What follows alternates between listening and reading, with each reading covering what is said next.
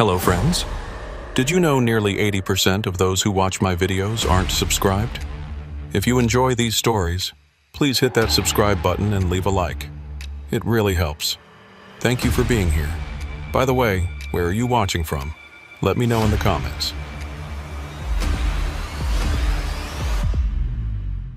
Deacon Woolridge had been running the I-80 corridor for 12 winters, and he knew Donner Pass the way a man knows the scar on his own knuckle. Every blind curve, every grade percentage, every chain-up area between Cisco Grove and the Nevada line was burned into his memory like a route map written in diesel smoke. February 2024 brought the kind of storm that turned the Sierra into a white wall, the kind that made dispatchers go quiet on the phone when you told them you were still rolling. Deacon had left Sacramento at 9 p.m. with a full load of electronics bound for Reno, figuring he'd beat the worst of it. By the time he hit Emigrant Gap, the snow was coming down sideways, and CHP had the chain's required signs lit up like Christmas.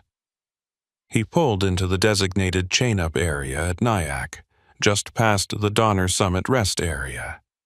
The lot was a chaos of red brake lights cutting through the storm, maybe 8 rigs scattered across the gravel and packed snow. Drivers hunched against the wind as they wrestled with cold steel links. Deacon backed into an open spot near the far edge, killed his running lights except for the flashers, and climbed down into the bite of mountain wind. His breath came out in clouds thick enough to hide his hands. The load was tight on his hours of service. He'd calculated it down to the minute. 22 minutes to chain up, another hour and 10 over the pass if the road stayed open. Then he'd have just enough time to make his delivery window at the Sparks Distribution Center before his 14-hour clock ran out. He was halfway through securing the second set of chains when a wrecker rolled in from the westbound lane, engine growling low. Amber lights spinning lazy circles across the snow. It came to a stop 30 feet from Deacon's rig, and the driver stepped out. Tall, heavy coat, ball cap pulled low. He didn't approach Deacon directly. Instead, he walked between the parked trucks like he was inspecting them, shining a handheld spotlight at trailer doors and looking at placards. Deacon kept working, but his hand slowed. Something about the way the man moved felt deliberate, like he was taking inventory instead of offering help. The wrecker had no CHP escort, no Caltrans markings, just a faded decal on the door that Deacon couldn't read through the snow. When the man finally turned toward him, he called out over the wind with a voice that carried too easily for the conditions. "You hauling anything temperature sensitive?" the man asked, still 20 feet away. Deacon straightened up, chain tool still in his gloved hand. "Why?" he said, not hostile, just careful. The man took a few steps closer, close enough now that Deacon could see his face under the brim of his cap. Weathered, older, the kind of face that could have belonged to any roadside mechanic between here and Omaha. "Name's Luther Pritchard," the man said. "Independent contractor. CHP's been asking us to check loads in weather like this. Make sure seals are intact. No cargo shift, no leaks. Safety protocol." Deacon didn't answer right away. He'd been through Donner and storms worse than this, and he'd never once seen a wrecker driver ask about seals unless there was an accident or a CHP directive with paperwork to match. "I didn't get any message from dispatch about inspections," Deacon said, keeping his tone even. Luther nodded like he'd expected that. "They're running it quiet tonight. Too many rigs stacking up. If we broadcast it on CB, we'd have a bigger jam than we already do." He gestured back toward his wrecker. "I've got the authorization if you want to see it. Just doing my job, brother. Helping keep the pass clear." Deacon looked past him toward the other trucks. A few drivers were finishing up their chains. One guy was leaning against his cab smoking, steam rising from his thermos. Nobody else seemed to be getting approached. That was the detail that stuck in Deacon's mind like a splinter. If this was CHP protocol, why was Luther only talking to him? "I'll radio CHP myself," Deacon said, reaching for his CB mic through the open door. "Appreciate the concern, but my seals are good and my load's secure." Luther's expression didn't change, but something shifted in his posture. He didn't step back, didn't nod, and walk away like a man who'd been politely declined. Instead, he stayed planted in the snow, hands in his pockets, watching Deacon like he was waiting for something. "Suit yourself," Luther said finally. "But if your seals break on the grade and CHP finds out you refused an inspection, that's on your record, not mine." He turned and walked back toward his wrecker without another word, boots crunching through the snow in a rhythm that felt too casual for a man who'd just been brushed off. Deacon climbed back into his cab and grabbed the CB mic, fingers stiff from the cold. He keyed up on Channel 19, the trucker frequency. "Any CHP or Caltrans monitoring eastbound Donner. This is a westbound rig at the Nyack chain-up looking for confirmation on roadside inspections. Anybody copy?" Static hissed back at him. He tried again on Channel 9, the emergency band. Still nothing. He switched to his cell phone. One bar, flickering. He pulled up the CHP non-emergency number and let it ring. It went to voicemail. "You've reached the California Highway Patrol, Truckee Area office. If this is an emergency, hang up and dial 911. Otherwise, leave a message." Deacon ended the call without leaving one. Through his windshield, he could see Luther's wrecker idling near the exit ramp, exhaust mixing with the snow. The amber lights were still turning, but slower now, like the vehicle was settling into wait. Deacon's gut told him two things. First, Luther wasn't CHP, wasn't Caltrans, and wasn't doing safety checks. Second, leaving this chain-up area was about to get a lot more complicated than he'd planned. He finished securing his chains in silence, double-checking every link, every tensioner, every connection point. When he was done, he didn't stow his tools right away. He kept the chain binder in the cab, within reach, and made sure his doors were locked before he climbed back in. The CB crackled to life. A voice came through, scratchy and distant, but clear enough. "Eastbound at Nyack. This is a rig 2 miles ahead of you at Rainbow Bridge. You asking about inspections?" Deacon grabbed the mic. "Yeah.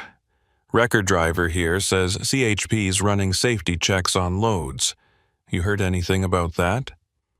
A pause, then the voice came back, quieter this time. "Negative. I just cleared a CHP checkpoint at Truckee.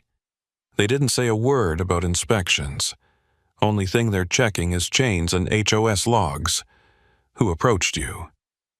Deacon looked out at Luther's wrecker. It was rolling now, slow, cutting across the lot toward the ramp that led back onto I-80 eastbound. Wrecker called himself Luther Pritchard, independent contractor, he said. Another pause, longer this time. When the voice returned, it carried a different weight. "Listen close, driver. Don't follow that wrecker. Don't take any detour he offers you. If he tries to block your lane, you call 911 and you stay put with other rigs around you. There's been talk on the CB the last 2 weeks about trucks getting flagged off the highway up here, loads going missing. CHP hasn't confirmed it, but the word is out. You copy?" Deacon's hand tightened on the mic. "I copy. Appreciate the heads up." He set the mic down and watched Luther's wrecker disappear into the curtain of snow, taillights fading like embers swallowed by ash. Deacon sat there in the idling warmth of his cab, windshield wipers beating a steady rhythm against the snow. The chain-up area was emptying out now, one rig after another pulling back onto the highway. He had a choice. Roll east like planned, and hope Luther had moved on. Or sit tight, burn his HOS clock, and miss his delivery window. Neither option felt clean. He reached for his logbook, flipped it open, and stared at the lines. 14 hours. He had maybe 90 minutes left before he'd be forced to shut down for 10. If he waited here another 30 minutes, the math wouldn't work. The load would be late, the receiver would be furious, and his safety rating would take a hit. But if Luther Pritchard was running some kind of scam, some kind of cargo theft operation using fake inspections and detours, then rolling out alone into the storm was exactly what the man wanted. Deacon made his decision. He fired up the engine, released the brakes, and rolled toward the exit. But instead of merging eastbound toward Nevada, he swung wide and headed west, back down the mountain toward the last truck stop he'd passed, the one at Emigrant Gap. It would cost him an hour, maybe more. It would kill his delivery window. But it would also put him in a lit lot with cameras, other drivers, and a landline to CHP that actually worked. As he descended the grade, he kept his eyes on the mirrors. No amber lights followed him. No wrecker appeared in his blind spots. Just snow, darkness, and the faint glow of his own trailer lights reflecting off the white. He thought about the way Luther had moved between the trucks, shining his light at placards, checking loads like a man making a shopping list. He thought about the question. You hauling anything temperature sensitive? Not, are you okay? Not, need help with your chains? But a question designed to sort cargo, to identify value. Deacon didn't know if he'd just escaped something or avoided nothing at all, but he knew one thing for certain. He wasn't rolling over Donner Pass tonight. Not alone. Not in the dark, and not with Luther Pritchard anywhere on the same stretch of highway. The descent back down toward Emigrant Gap felt longer than Deacon remembered. The snow had thickened into something close to a whiteout, the kind where your headlights just bounce back at you and the lane markings disappear under a blanket of white. He kept his speed down to 35, both hands locked on the wheel, eyes straining to follow the reflective posts along the shoulder. Every few seconds he'd glance at his mirrors, half expecting to see amber lights cutting through the storm behind him. But there was nothing. Just the empty ribbon of highway and the muffled roar of his own engine grinding against the grade. His CB crackled intermittently with scattered trucker chatter, most of it complaints about chain requirements and closure rumors. Someone eastbound reported seeing a jackknifed rig near Donner Lake. Another voice warned about black ice forming under fresh powder past the summit. Deacon listened but didn't key up. He didn't want to broadcast his position, didn't want to announce he was rolling west when everyone else was pushing east. It felt paranoid, but paranoia had kept him out of trouble more than once on this job. When you've been driving long enough, you learn that the gut feeling you ignore is usually the one that costs you. The Emigrant Gap truck stop appeared through the snow like a mirage made of neon and diesel fumes. It wasn't big, maybe a dozen parking spots and a squat building with a diner attached, but every space was full and the lights were blazing. Deacon had to circle twice before a spot opened up near the back fence, tucked between a refrigerated trailer and an older Peterbilt with Nebraska plates. He backed in carefully, set his brakes, and killed the engine. For a moment, he just sat there, letting the adrenaline drain out of his shoulders. His hands were sore from gripping the wheel. His jaw ached from clenching his teeth. He hadn't realized how tense he'd been until the silence settled around him. He grabbed his phone. Still one bar, but it was enough. He pulled up the CHP number again, and this time it rang through. A dispatcher answered on the third ring, her voice flat with the kind of exhaustion that comes from working graveyard shifts in a storm. Highway Patrol, what's your location and nature of the call? Deacon gave her the details. His name, his truck number, the chain-up area at Nyack, and Luther Pritchard's approach. He described the wrecker, the questions about cargo, the lack of any CHP markings or paperwork. The dispatcher asked him to hold and he heard keys clicking in the background as she pulled up records. When she came back on the line, her tone had shifted. Not alarmed, but more focused. "Mr. Woolridge, we don't have any independent contractors authorized for inspections on Donner Pass tonight. We've had reports over the last month about a wrecker operating in that area during storms, approaching drivers under false pretenses. We haven't been able to confirm a pattern yet, but your report matches what we've heard.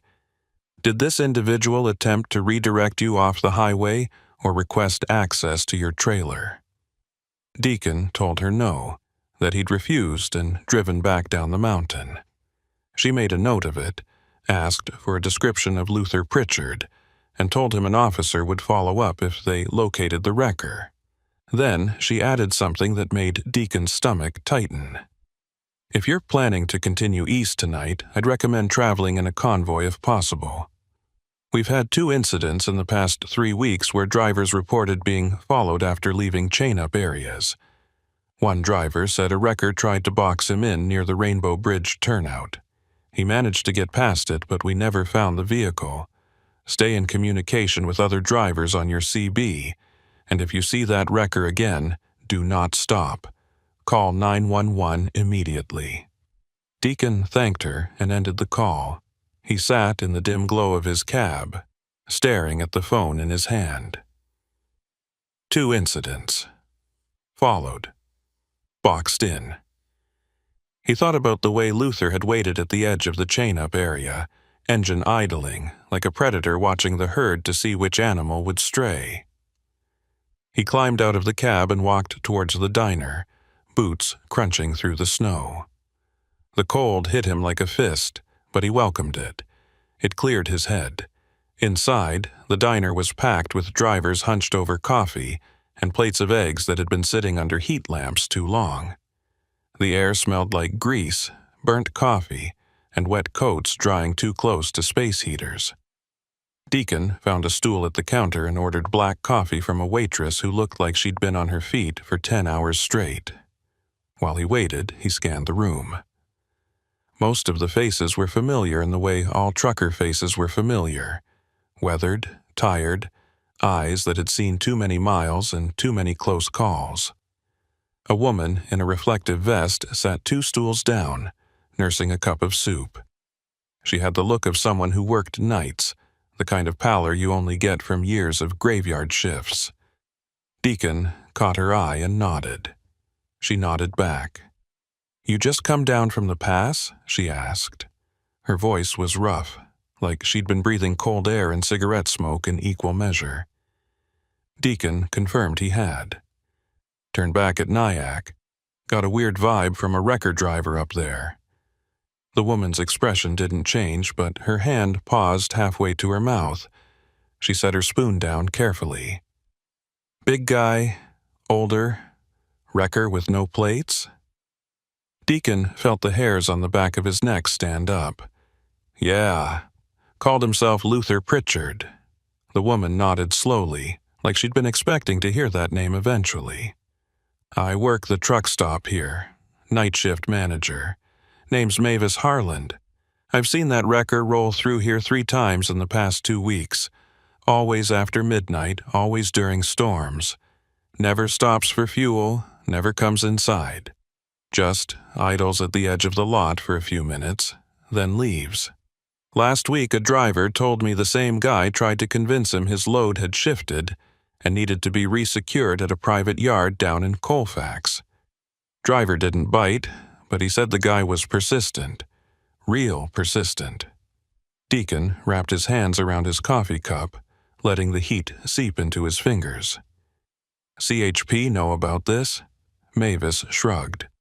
"I called it in twice. They said they'd look into it. Far as I know, nothing came of it. Hard to prove anything when the guy's not breaking any laws just by driving around. But I'll tell you this. Every driver who's mentioned him has had one thing in common. They were all hauling high-value loads. Electronics, pharmaceuticals, luxury goods. Never saw him approach a guy hauling gravel or lumber." That detail landed in Deacon's mind like a stone dropping into still water. His load was electronics. 42 pallets of consumer goods bound for a distribution center in Sparks. Retail value north of $500,000. "You think he's scouting?" Deacon asked. Mavis took a slow sip of her soup, eyes fixed on the window where snow was piling up against the glass. "I think he's doing more than scouting. I think he's got a system. He finds a driver in a vulnerable spot, isolated, under time pressure, and he offers a solution that sounds reasonable. A shortcut, a repair, a place to wait out the storm. And once that driver takes the bait and follows him off the main route, that's when things go sideways. Load disappears, truck gets found abandoned, driver either can't be reached or tells a story that doesn't quite add up. It's smart, really, no violence, no forced entry, just manipulation and opportunity." Deacon thought about Luther's question again. "You hauling anything temperature sensitive?" It hadn't been a safety question. It had been a sorting question, a way to gauge whether the cargo was worth the risk. He felt a cold knot forming in his chest, the kind you get when you realize how close you came to something bad without fully understanding it at the time. "So what do I do?" he asked Mavis. "I've got a delivery window I'm already going to miss. If I sit here and wait out the storm, I'm looking at a service failure and a pissed-off receiver. But if I roll east and that wrecker's waiting somewhere between here and Truckee, I'm driving right into whatever trap he's set." Mavis leaned back on her stool, arms crossed. She had the look of someone who'd worked enough night shifts to know that most problems didn't have clean solutions. "You got any other drivers you trust heading the same direction?" Deacon shook his head. "I run solo. Always have." Mavis nodded like she'd expected that answer. "Then here's what I'd do. Wait until morning. Storm's supposed to break around 6. By then you'll have CHP visibility, daylight, and other trucks on the road.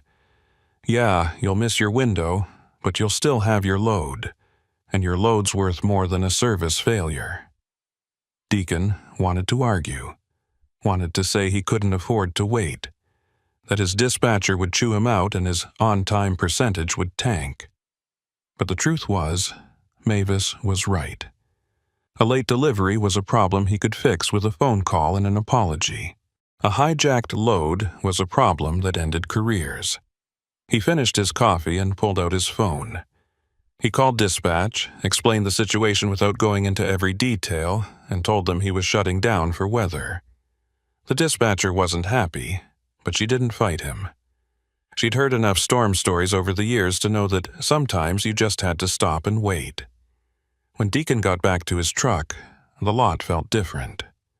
More drivers had pulled in since he'd been inside, and the place had taken on the atmosphere of a refugee camp.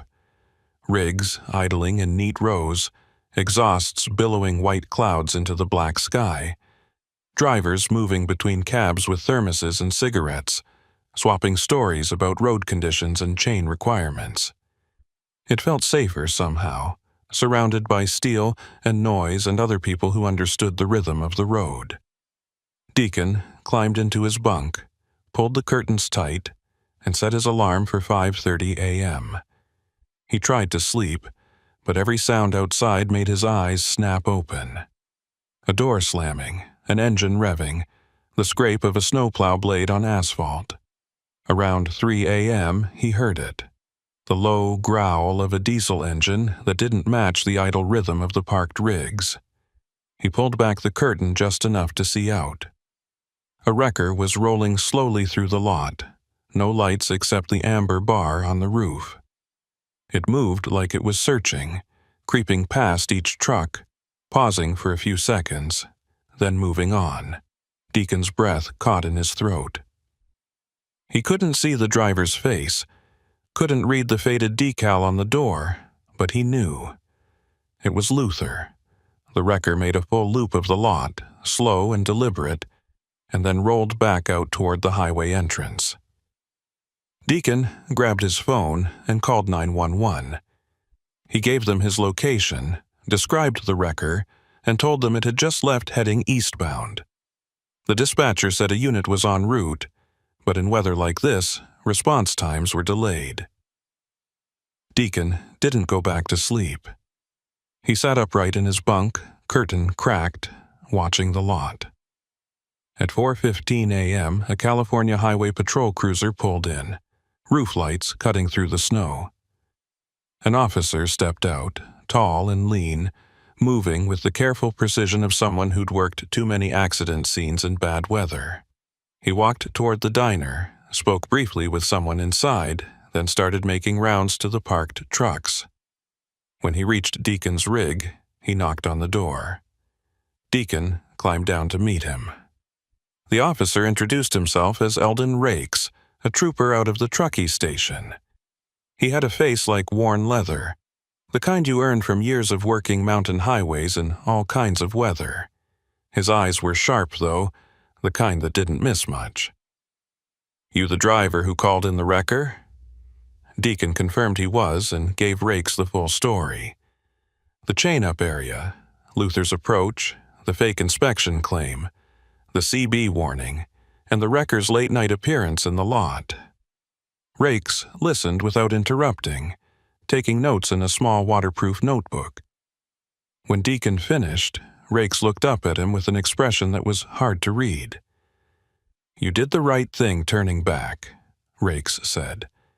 "We've been tracking reports about this wrecker for about a month now, but we haven't been able to pin down a plate number or a registered owner.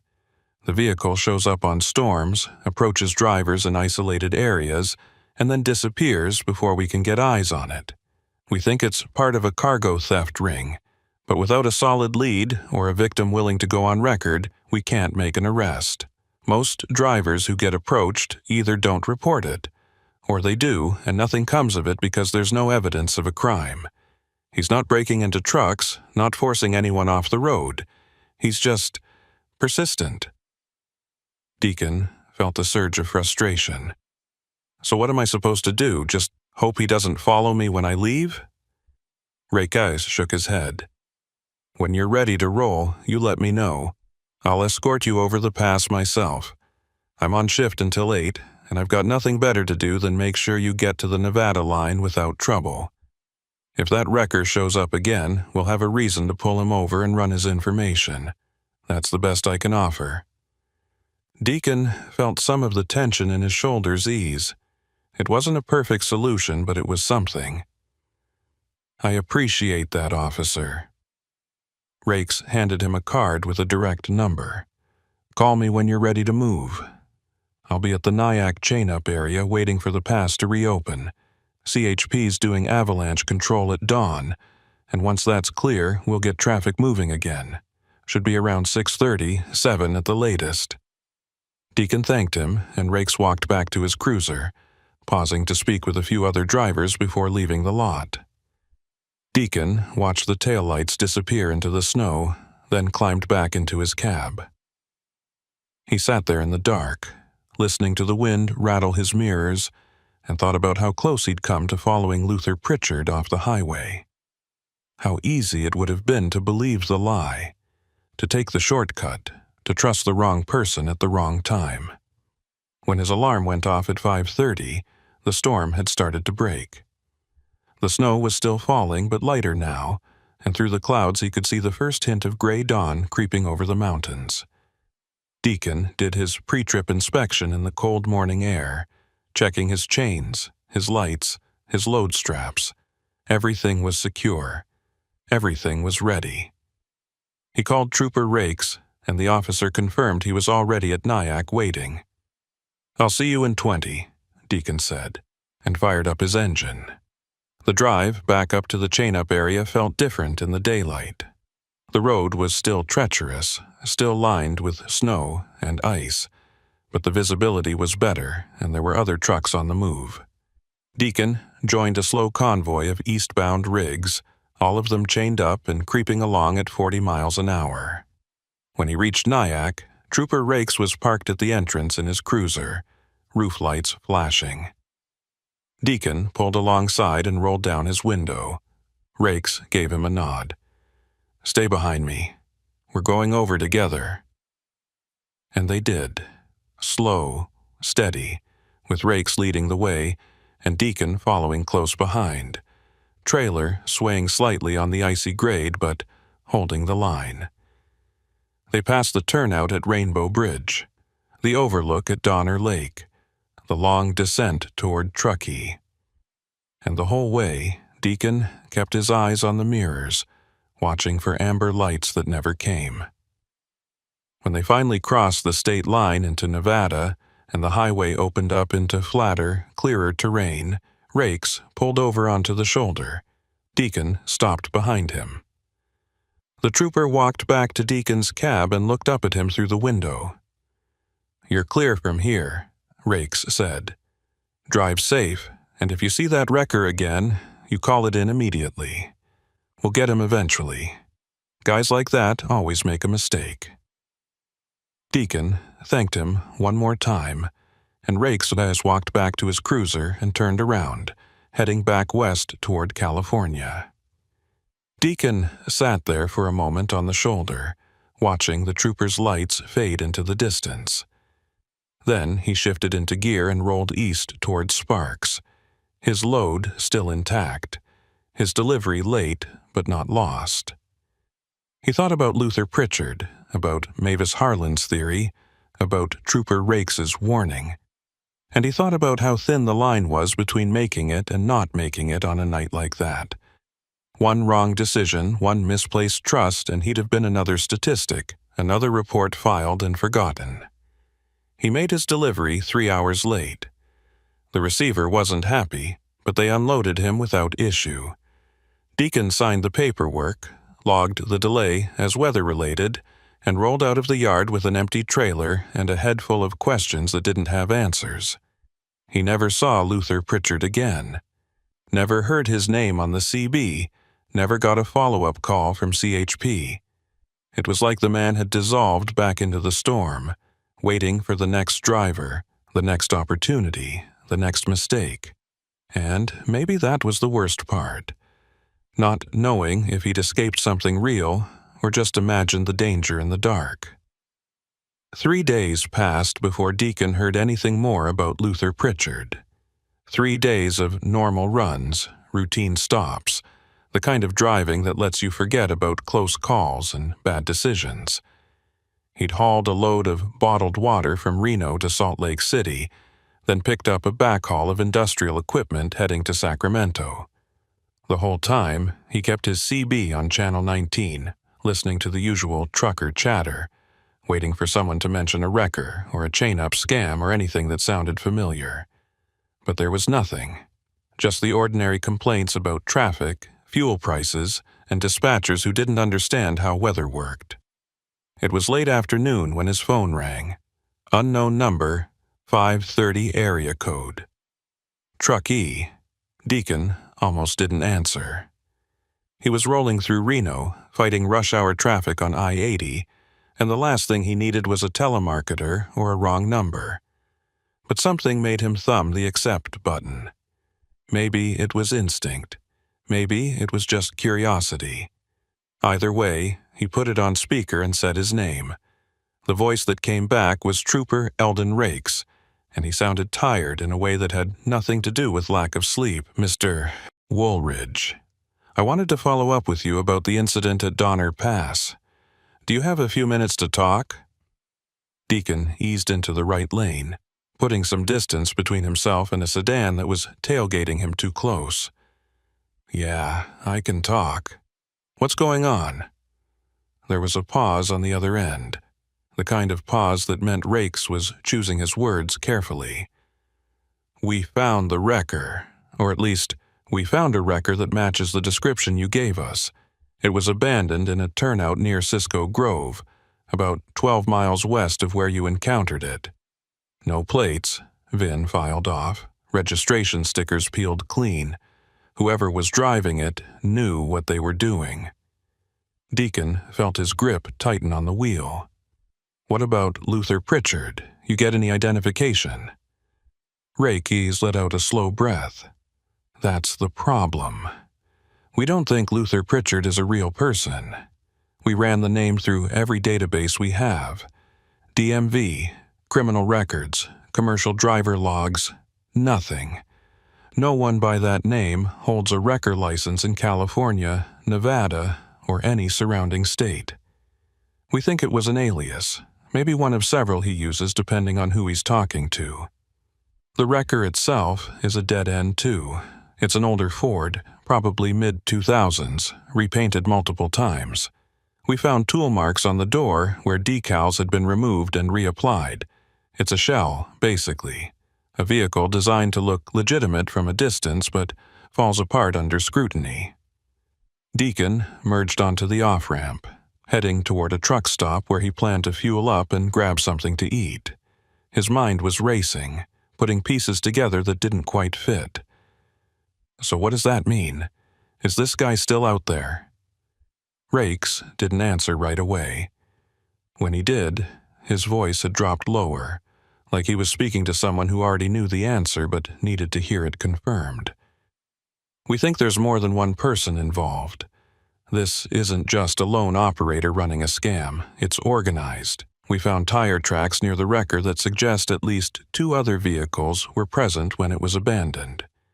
One set matches a heavy-duty pickup, the other looks like a box truck or a small moving van. Our theory is they use the wrecker to scout targets, identify high-value loads, and then coordinate with other vehicles to intercept or redirect those trucks once they're off the main highway. Deacon pulled into the truck stop and found a parking spot near the fuel island. He killed the engine, but left the phone on speaker, staring at the dashboard like it might give him answers. So, what happened? Why'd they dump the wrecker? Rakes explained that they weren't entirely sure, but the best guess was that word had gotten out. Too many drivers reporting the same vehicle. Too much attention from CHP, too much risk. So they cut their losses, ditched the wrecker, and probably moved on to a different vehicle with a different setup. Maybe a different stretch of highway entirely. Maybe a different state. Cargo theft rings didn't stay in one place for long. They followed opportunity, and when opportunity dried up, they moved. We're sharing information with Nevada Highway Patrol, Wyoming, Utah, all the western states that see heavy freight traffic on I-80. If this group shows up somewhere else, we'll have a better chance of identifying them. But in the meantime, I wanted you to know that your report made a difference. We wouldn't have found that wrecker if you hadn't called it in, and we wouldn't be coordinating with other agencies if we didn't have your statement on file. Deacon appreciated the sentiment, but it didn't make him feel any safer. If anything, it made him more aware of how vulnerable he'd been that night, how close he'd come to making a decision that could have ended very differently. "Is there anything else I should be watching for?" Deacon asked. "Any other signs that these guys might be operating in a new area?" Rakes thought for a moment. "If you see a wrecker without clear identification, or if someone approaches you at a chain-up area or rest stop claiming to be doing inspections without proper authorization, don't engage. Get their description, get a photo if you can do it safely, and call it in immediately. These guys rely on isolation and time pressure. They target drivers who are tired, behind schedule, or dealing with bad weather. They offer solutions that sound reasonable in the moment, but the goal is always the same. Get you off the main highway, away from cameras and witnesses, and then take your load." Deacon thanked him for the call and hung up. He sat in his cab for a long time after that, staring out at the fuel island where other drivers were going through their routines. Swiping cards, setting nozzles, walking inside to grab coffee and snacks. It all looked so normal, so ordinary. But Deacon knew better now. He knew that somewhere out there someone was watching. Someone was making notes about which trucks carried what cargo, which drivers looked tired or rushed, which routes were most vulnerable. And the worst part was, you couldn't tell who it was just by looking. Luther Pritchard, or whoever he really was, had looked like any other roadside mechanic. The wrecker had looked legitimate enough from a distance. The whole setup had been designed to blend in, to avoid suspicion until it was too late. Deacon fueled up, grabbed a sandwich from inside, and got back on the road. He had a delivery in Sacramento the next morning, and he wanted to make good time. But as he rolled west toward the Sierra, he found himself checking his mirrors more often than usual. Every wrecker he passed made his pulse spike. Every turnout with a parked vehicle made him slow down and take a longer look. It wasn't paranoia exactly, it was awareness. The kind of awareness you develop after you've seen how thin the margin is between safety and disaster. That night, he pulled into a truck stop near Auburn and parked under the brightest light he could find. He did his walk around with a flashlight, checking every strap, every seal, every lock. When he climbed into his bunk, he set his phone within reach and made sure the ringer was on. He didn't sleep well. Every sound outside made him tense. The hiss of air brakes, the clang of a fuel nozzle, the distant rumble of a jake brake echoing off the hills. He kept thinking about the abandoned wrecker, about the tire tracks Rakes had mentioned, about the 2 other vehicles that had been there when Luther's crew dumped it. How many people were involved? How long had they been running this operation? And how many drivers had they already hit before Deacon's report forced them to shut it down? Around 2 a.m., Deacon's phone buzzed with a text message. It was from a number he didn't recognize, but the area code was local. The message was short. "You made the right call turning back. They were waiting for you past Rainbow Bridge. Stay smart." Deacon stared at the screen, his heart pounding. He didn't know who'd sent it. Could have been another driver who'd heard the story on the CB grapevine. Could have been someone from CHP who didn't want to make an official call. Could have been someone inside the operation itself, someone who decided to get out before things got worse. He didn't reply. He just saved the number and tried to go back to sleep. The next morning, Deacon made his delivery in Sacramento without incident. The receiver signed off on the load, and Deacon headed back to Reno for his next pickup. The whole drive, he kept thinking about that text message. They were waiting for you past Rainbow Bridge. If he'd followed Luther that night, if he'd taken the bait and rolled east instead of turning back, what would have happened? Would they have staged a fake breakdown to force him to stop? Would they have used another vehicle to box him in? Would they have done something worse? He thought about Mavis Harlan's theory, about how these operations worked. No violence, no forced entry, just manipulation and opportunity. But what happened when manipulation didn't work? What happened when a driver refused to cooperate, when they tried to fight back or run? Deacon had heard stories over the years, whispers on the CB about drivers who'd gone missing, trucks that had been found empty on remote stretches of highway, loads that had vanished without a trace. Most of those stories were probably exaggerated, the kind of urban legends that truckers told each other to pass the time. But some of them had to be real. Some of them had to be based on something that actually happened. When Deacon got back to Reno, he stopped at a truck stop he knew well, a place where a lot of veteran drivers congregated. He found a spot at the counter in the diner and ordered coffee. The driver next to him was an older guy, mid-60s, with the kind of face that looked like it had been carved out of sun-baked leather. His name was stitched on his jacket. Deacon didn't recognize him, but the man had the look of someone who'd been on the road longer than Deacon had been alive. "You run Donner much?"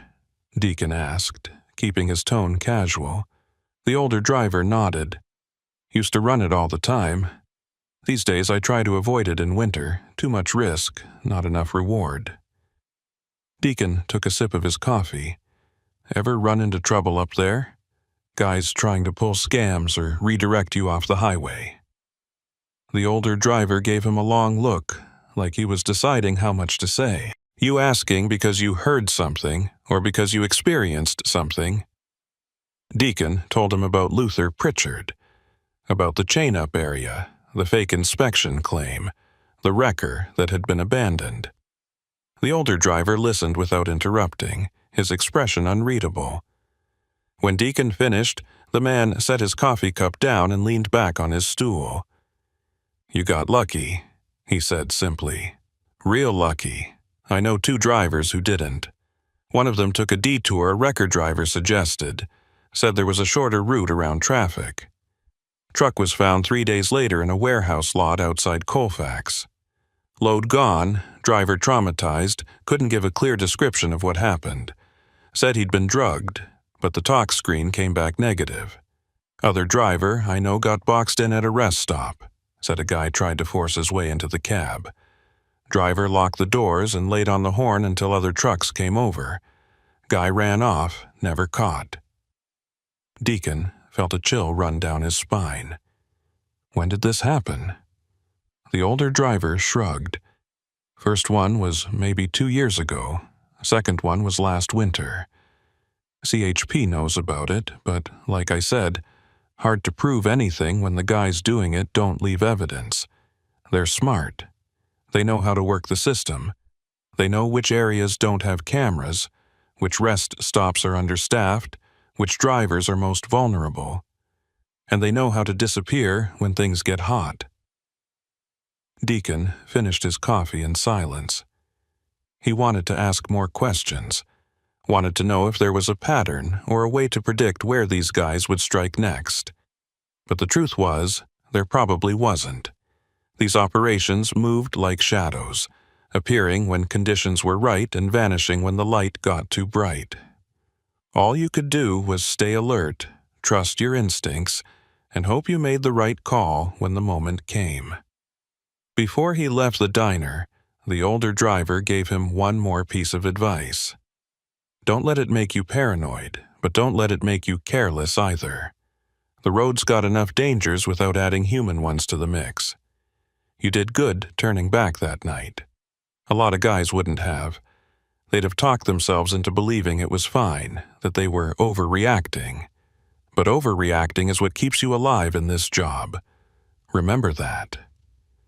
Deacon carried those words with him for the rest of the day.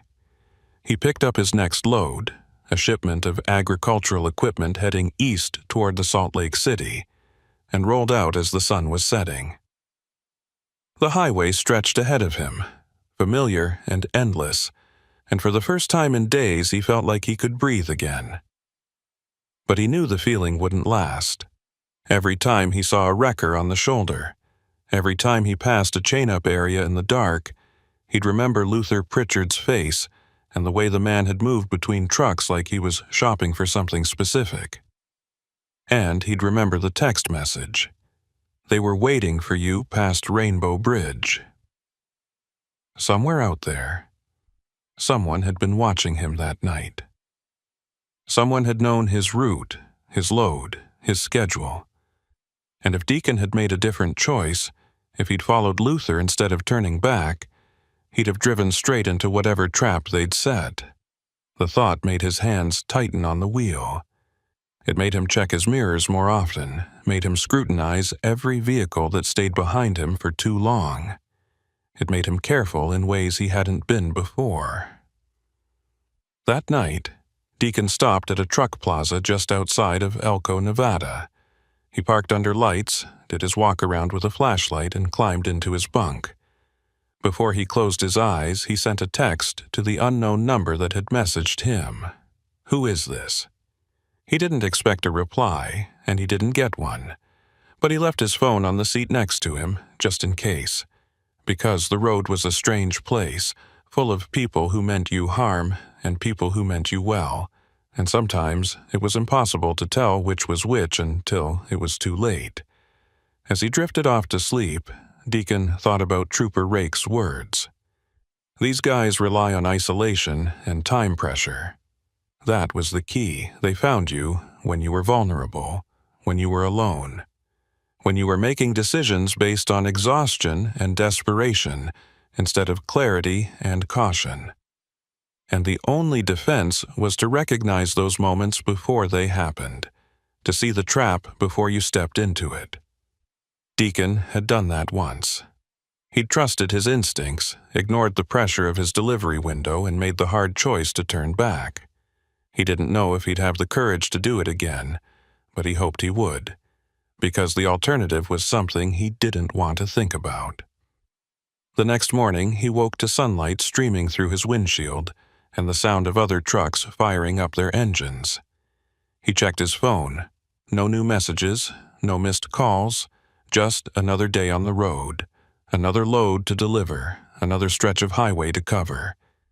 But as he rolled east toward Salt Lake City, Deacon couldn't shake the feeling that he was being watched. Not by Luther Pritchard or his crew, they were long gone by now, but by the road itself, by the miles of asphalt and steel and possibility that stretched from coast to coast. The road was always watching, and if you weren't careful, if you let your guard down for even a moment, it would swallow you whole.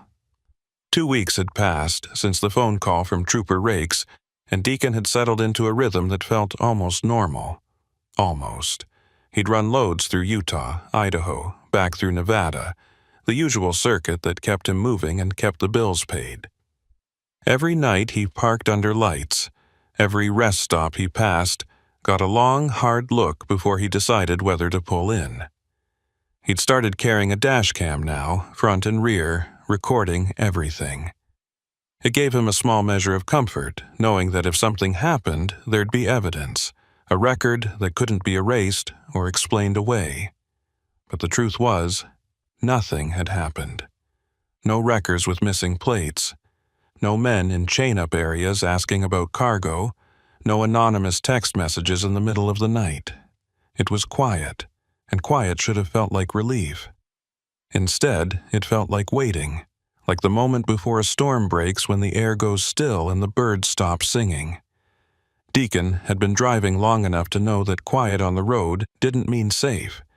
It just meant you hadn't seen the danger yet. It was mid-March when dispatch called with a load that made Deacon's stomach tighten.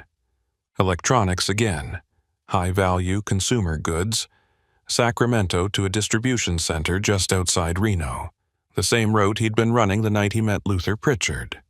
Same cargo type, same weather window, same stretch of I-80 that cut through Donner Pass. Deacon could have refused it. Could have told dispatch he wasn't comfortable with the route, that he needed something different. But refusing loads meant losing money, and losing money meant falling behind on truck payments, insurance, fuel cards. The economics of trucking didn't leave much room for fear. So he took the load. He picked it up at a warehouse in Sacramento in San Francisco just after noon. Spent an hour doing his pre-trip inspection with more care than usual, checking every seal, every strap, every lock twice. The load was clean, paperwork in order, nothing out of place. He called dispatch to confirm the route and delivery window, then rolled out onto I-80 eastbound. The weather report said clear skies over the pass, no snow in the forecast, temperatures just above freezing. Good conditions, safe conditions. Deacon tried to believe it. The drive through the foothills was uneventful. Traffic was light for a weekday afternoon, mostly passenger cars and a few other trucks scattered across the lanes. Deacon kept his CB on Channel 19, listening to the usual chatter. Drivers comparing fuel prices, complaining about construction zones, warning each other about speed traps. Normal road noise, nothing that set off alarm bells.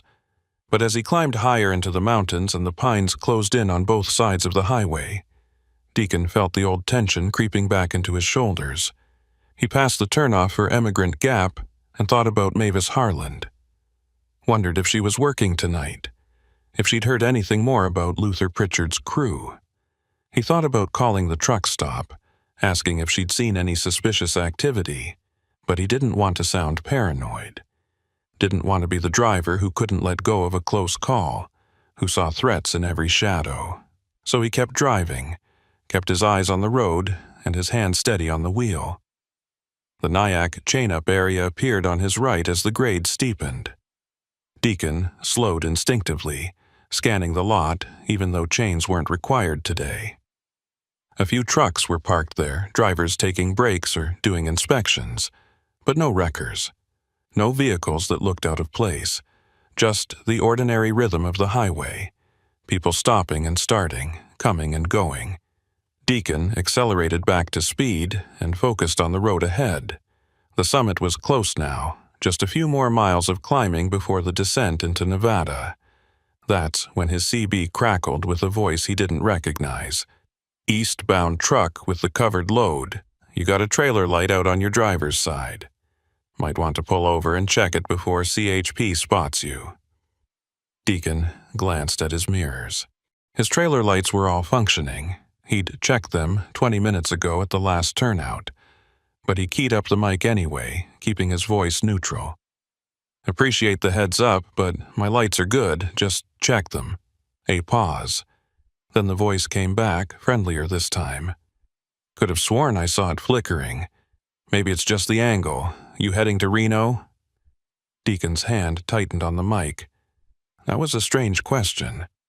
Most drivers didn't ask about destinations unless they were coordinating a convoy or looking for a fuel stop recommendation. "Yeah, Reno," Deacon said, keeping it vague. "You running the same direction?" Another pause. "We are. Got a haul going to Sparks. If you want company over the pass, we're about 2 miles behind you.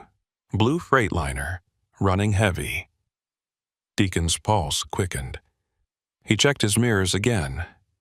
There were headlights behind him, but at this distance, he couldn't tell what kind of truck they belonged to. Could have been a Freightliner, could have been anything. "I appreciate it," Deacon said carefully, "but I'm good on my own. Safe travels." He hung up the mic and switched his CB to scan mode, cycling through channels to see if anyone else was talking about him. Channel 19 was quiet. Channel 9 had a brief weather report. Channel 17 had 2 drivers arguing about the best burger joint in Winnemucca. Nothing suspicious, but the voice had bothered him.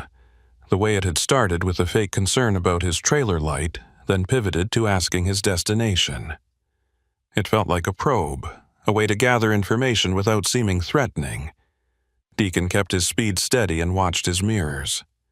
The headlights behind him were closer now, maybe a mile back, gaining slowly. It could have been the Freightliner. It could have been anyone.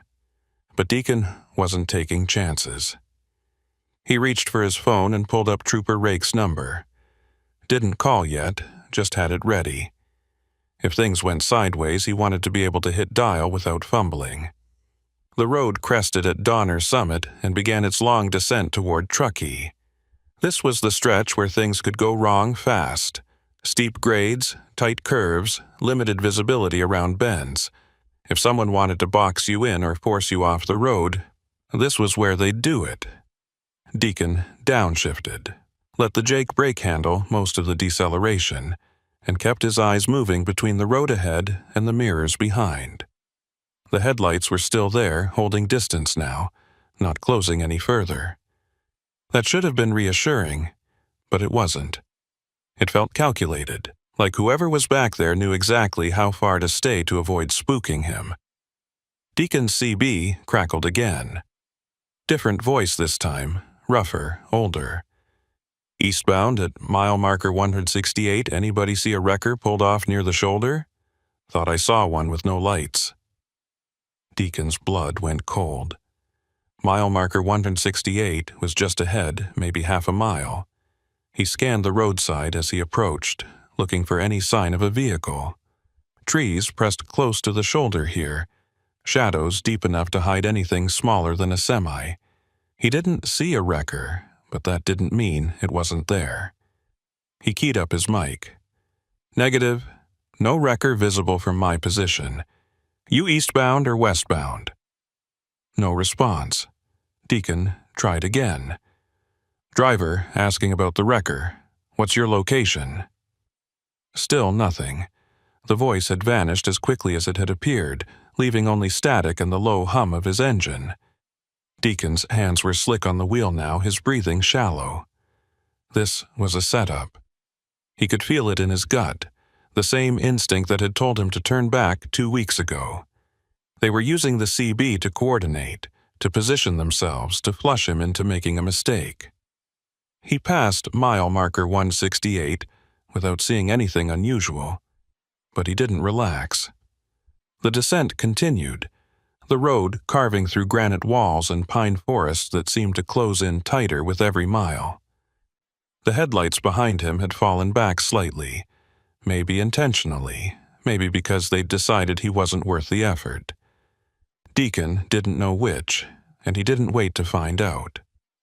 At the next turnout, a small paved area barely big enough for 2 cars, he saw a CHP cruiser parked with its lights off. Deacon hit his turn signal and pulled in hard, tires crunching on gravel. The cruiser's door opened immediately, and Trooper Eldon Rakes stepped out. Deacon's heart was hammering so hard he could feel it in his throat. Rakes walked up to the driver's side window, calm and deliberate, like he'd been expecting this. "You called it in," Rakes said. It wasn't a question. Deacon shook his head. "I didn't call. I was about to. But you're here." Rakes nodded slowly, his eyes scanning the highway behind Deacon's truck. "I've been running patrol on this stretch every night for the past 2 weeks. Random stops, random turnouts. Ever since we found that wrecker, CHP's been keeping a closer eye on Donner. I saw you pass the chain-up area and figured I'd shadow you over the summit, just in case." Deacon felt a wave of relief so strong it almost made him dizzy. "There's a truck behind me. Blue Freightliner," the driver said. "Might be nothing, but they've been pacing me since Nyack, and someone on the CB asked about a wrecker near mile marker 168. Voice disappeared before I could get a response." Rakes pulled out a small notebook and made a note. "I didn't see a wrecker, but I'll call it in. As for the Freightliner, I'll wait here and have a look when they pass. You keep rolling. I'll follow at a distance, just to make sure nobody gets ideas." Deacon wanted to thank him, but the words caught in his throat.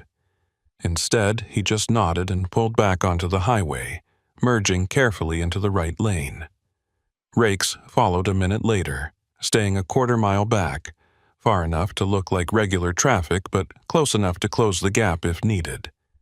Deacon kept his speed steady, his breathing slow, and his eyes locked on the road. The headlights that had been following him never reappeared. Either they'd turned off somewhere, or they'd decided the presence of CHP wasn't worth the risk. By the time Deacon reached Truckee, the worst of the grade was behind him.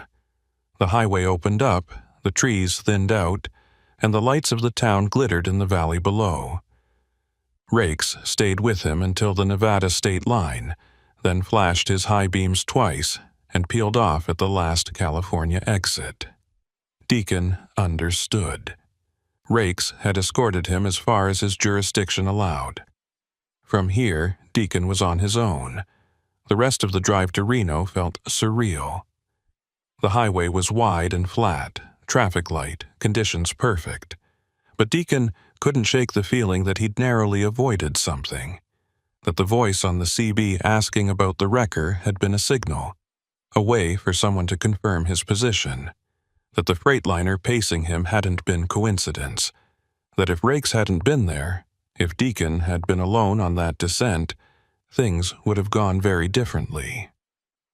He made his delivery at the Sparks Distribution Center just after 8 p.m., right on schedule. The receiver signed off without comment, and Deacon pulled out of the yard with an empty trailer and a head full of questions. He drove to a truck stop on the east side of Reno and parked under the brightest lights he could find. Did his walk around, checked his seals even though the trailer was empty now, and climbed into his bunk. His phone buzzed. Another text from the unknown number. This time, the message was longer. "They're changing tactics. Not using wreckers anymore, using other trucks. Blue Freightliner was theirs. They'll try again on a different route. Watch for convoys that feel too coordinated. Watch for voices on CB asking questions they shouldn't. Stay smart." Deacon stared at the screen, his mind racing. He typed back, "Who are you?" 3 dots appeared, flickered, then disappeared. No response came. Deacon set his phone down and stared up at the ceiling of his cab. Whoever was sending these messages knew too much to be a random driver. They were either inside the operation and trying to warn him, or they were law enforcement running some kind of off-book surveillance. Either way, the message was clear. This wasn't over. The next morning, Deacon called Trooper Rakes and told him about the text. Rakes listened without interrupting, then asked Deacon to forward the messages to him. "We'll try to trace the number, but I'm guessing it's a burner. These guys are smart. They know how to stay invisible, but the information is useful. If they're switching from wreckers to regular trucks, that changes how we look for them. Makes it harder, but not impossible." Rakes paused, then added, "You did good last night. Trusting your instincts, pulling over when you saw me. A lot of drivers would have just kept going, convinced themselves it was nothing. But you didn't. That's the difference between making it and not making it." Deacon thanked him and ended the call. He sat in his cab for a long time after that, watching other drivers go about their routines. Fueling up, grabbing food, doing their pre-trip inspections. Everything looked normal. Everything looked safe. But Deacon knew better now. He knew that somewhere in that sea of trucks and trailers and ordinary-looking people, there were predators. People who studied routes and schedules and cargo manifests. People who used CB radios and fake vehicle identities to hunt for opportunities.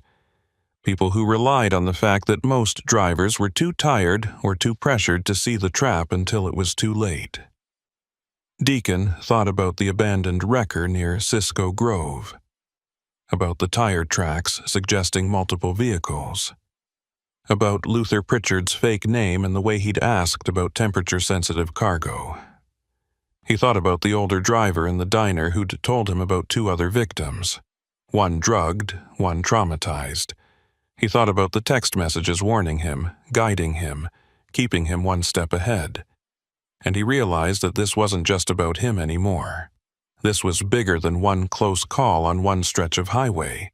This was a system, a network, an operation that had been running for years and would keep running until someone stopped it. But stopping it wasn't Deacon's job. His job was to haul freight, make deliveries, stay alive. And right now, staying alive meant staying vigilant. Meant checking his mirrors, scanning the CB, trusting his gut when something felt wrong. It meant accepting that the road would always have dangers, visible and invisible, and that the only defense was to never let your guard down. Not for a moment. Not for a mile. Not ever. Deacon pulled out of the truck stop and headed south on US 95, away from I-80, away from Donner Pass, away from the mountains that had nearly swallowed him twice. He had a load waiting in Las Vegas, an easy run through open desert with good visibility and plenty of escape routes. It felt safer somehow, even though he knew safety was an illusion. The predators could be anywhere. They could adapt, move, change tactics. They could follow him to Nevada, Arizona, Utah, anywhere the highways ran and the freight needed moving. But they'd have to catch him first, and Deacon wasn't planning on making it easy. He'd learned his lesson on that cold night at Nyack when a man named Luther Pritchard had asked him about his cargo, and Deacon had chosen to walk away. He'd learned that survival on the road wasn't about being the fastest or the toughest. It was about being the smartest, about recognizing the moment when something shifted from normal to dangerous, and having the courage to act on that recognition even when it cost you time, money, or pride. As the Nevada desert opened up around him and the mountains faded into the rearview mirror, Deacon thought about all the drivers who hadn't been as lucky, the ones who'd taken the bait, followed the wrecker, believed the lie, the ones whose trucks had been found empty, whose loads had vanished, whose stories didn't make sense because the truth was too horrifying to tell. He thought about how close he'd come to being one of them, and how thin the margin had been. A few different decisions, a few different circumstances, and he'd be a statistic instead of a survivor. The road stretched ahead, empty and endless, and Deacon kept his hand steady on the wheel. He didn't know if he'd ever see Luther Pritchard again, or whatever name the man was using now. He didn't know if the blue Freightliner would reappear on a different highway, with a different voice on the CB and a different tactic. He didn't know if the anonymous messages would keep coming, or if they'd stop as suddenly as they'd started. But he knew one thing with absolute certainty. The next time someone approached him with a story that sounded too convenient, a solution that seemed too easy, a shortcut that promised to save him time, he'd remember the feeling he'd had at Nyack, the cold knot of fear in his gut, the voice on the CB warning him away, the choice to turn back when every instinct and every economic pressure told him to keep going forward. And he'd make the same choice again, every single time. Because the road was full of people who counted on you being decent, being trusting, being tired enough to make mistakes. And the only way to beat them was to recognize that decency could be a trap, that trust had to be earned, and that being tired wasn't an excuse for being careless.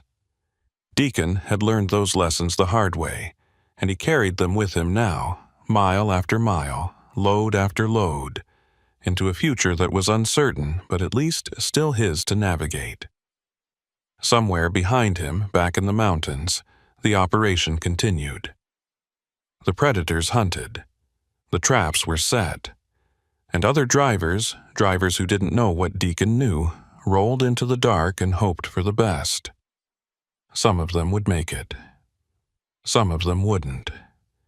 And the difference between the two would come down to instinct, luck, and the willingness to question what looked normal until you were absolutely certain it was safe.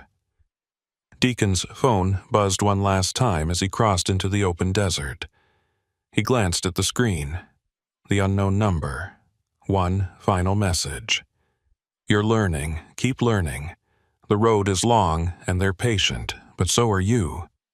Drive safe. Deacon didn't respond. He just set the phone down, adjusted his mirrors, and kept rolling. The sun was setting behind him now, painting the desert in shades of orange and purple, and ahead of him the highway stretched toward Las Vegas like a ribbon of possibility. It wasn't safety, it wasn't certainty, but it was movement, and movement was life, and life was all he had. He thought about calling his dispatcher, telling her he didn't want to run Donner Pass anymore, asking for different routes. But he knew he wouldn't, because avoiding one stretch of highway wouldn't solve the problem. The predators would just find him somewhere else. The only real solution was to stay sharp, stay aware, and trust that when the moment came, when the choice presented itself again, he'd recognize it for what it was and make the right call. And if he ever doubted himself, if he ever wondered whether he was being paranoid or overcautious, he'd think about Luther Pritchard's face in the snow, the way the man had stood there, hands in his pockets, waiting for Deacon to make a mistake. The way the wrecker had idled at the edge of the lot like a patient predator. The way the voice on the CB had asked about his cargo, his destination, his vulnerability. And he'd remember that paranoia wasn't a weakness. It was survival. And survival was the only thing that mattered out here on the long, dark, endless American highway. Oran Kincaid had been running I-80 through Wyoming for 8 years, and he'd learned to read the sky the way some men read poker faces. You had to out here, where the weather could turn from clear to catastrophic in the time it took to fuel up and grab a sandwich. March 2023 brought the kind of spring storm that meteorologists got excited about and truckers dreaded, a low-pressure system sliding down from Canada with enough moisture to bury the high plains under 2 feet of snow in 12 hours. Oren had watched the forecasts all morning from a truck stop in Salt Lake City, weighing his options while nursing burnt coffee and wondering if the gamble was worth it. He was hauling agricultural equipment, heavy steel parts bound for a farm supply distributor in North Platte, Nebraska. The load wasn't time-sensitive in the way electronics or perishables were, but his dispatcher had made it clear that the receiver wanted it by Friday, and Friday was tomorrow. Orrin had two choices: sit in Salt Lake and wait out the storm, which could take 2 or 3 days and blow his delivery window completely, or make a run for it and hope he could get through Wyoming before the worst hit. The Wyoming Department of Transportation had I-80 open, but was warning of rapidly deteriorating conditions east of Rawlins. Chain law was already in effect. Wind gusts were forecasted at 50 miles per hour. Visibility would drop to near zero once the front moved through. Orrin made his decision the way he always did, by calculating risk against reward and hoping his gut was right. He chained up in the truck stop parking lot while the sky was still blue, double-checking every link and tensioner because once you were out on the high plains in a whiteout, there was no stopping to fix mistakes. His load was strapped tight, tarps secured, all his running lights and clearance markers checked twice. He called dispatch and told them he was rolling, that he'd keep them updated every hour, and that if conditions got too bad, he'd shut down at the first safe location. The dispatcher wished him luck in a tone that suggested she thought he'd need it. The first hour out of Salt Lake was deceptively calm. I-80 climbed through the Wasatch Range with clear skies and light traffic, just a handful of other trucks and a steady stream of passenger vehicles that didn't seem concerned about the storm bearing down from the north. Orrin kept his CB on Channel 19, listening to scattered reports from drivers already in Wyoming. Most of them were complaining about wind, but nothing catastrophic yet. One voice warned about a jackknifed truck near Rock Springs that had traffic backed up for 30 minutes. But by the time Orrin reached that stretch, the wreckage had been cleared and the highway was open. He crossed into Wyoming just after 2 p.m., and that's when he felt it. The temperature dropped 10 degrees in as many miles, and the wind started to hit the trailer in gusts strong enough to push the whole rig sideways. Orrin corrected with small steering adjustments, keeping his speed down to 55 and his hands firm on the wheel. The sky ahead had turned the color of old bruises, dark purple and gray with a sickly yellow edge that meant the front was close. He passed a digital highway sign flashing a warning. Winter storm warning in effect. High winds, blowing snow. Travel not recommended. Travel not recommended. That was the phrase the state used when they wanted to cover themselves legally but couldn't justify closing the road yet. It meant you could keep going, but if something happened, you were on your own. Orrin had seen those signs 100 times, and he'd ignored them almost as often because recommended wasn't the same as prohibited, and prohibited was the only word that mattered when you were trying to make a living hauling freight. He pushed on toward Rawlins, watching the horizon disappear behind a wall of white that looked like it was advancing toward him at highway speed. The snow started just west of Rawlins, light at first, just flurries swirling across the road in lazy spirals. Within 10 minutes it had thickened into a steady fall, and within 20 it was a full blizzard. Visibility dropped from a mile to 100 yards to 50 feet. Orrin slowed to 40, then 35, following the faint glow of taillights ahead of him because the lane markings had vanished under a blanket of white.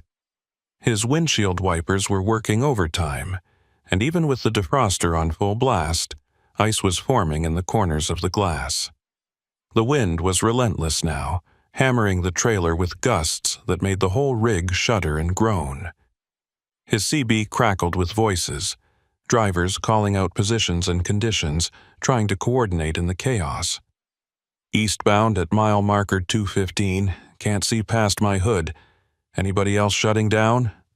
Another voice responded, I'm pulling into the Sinclair station at Rawlins, not going any further in this. Oren checked his fuel, 3/4 of a tank, enough to make it to Laramie if the road stayed open. But the question wasn't fuel. The question was whether the road would stay open or whether Widot would drop the hammer and close I-80 entirely, trapping him in a truck stop parking lot for days.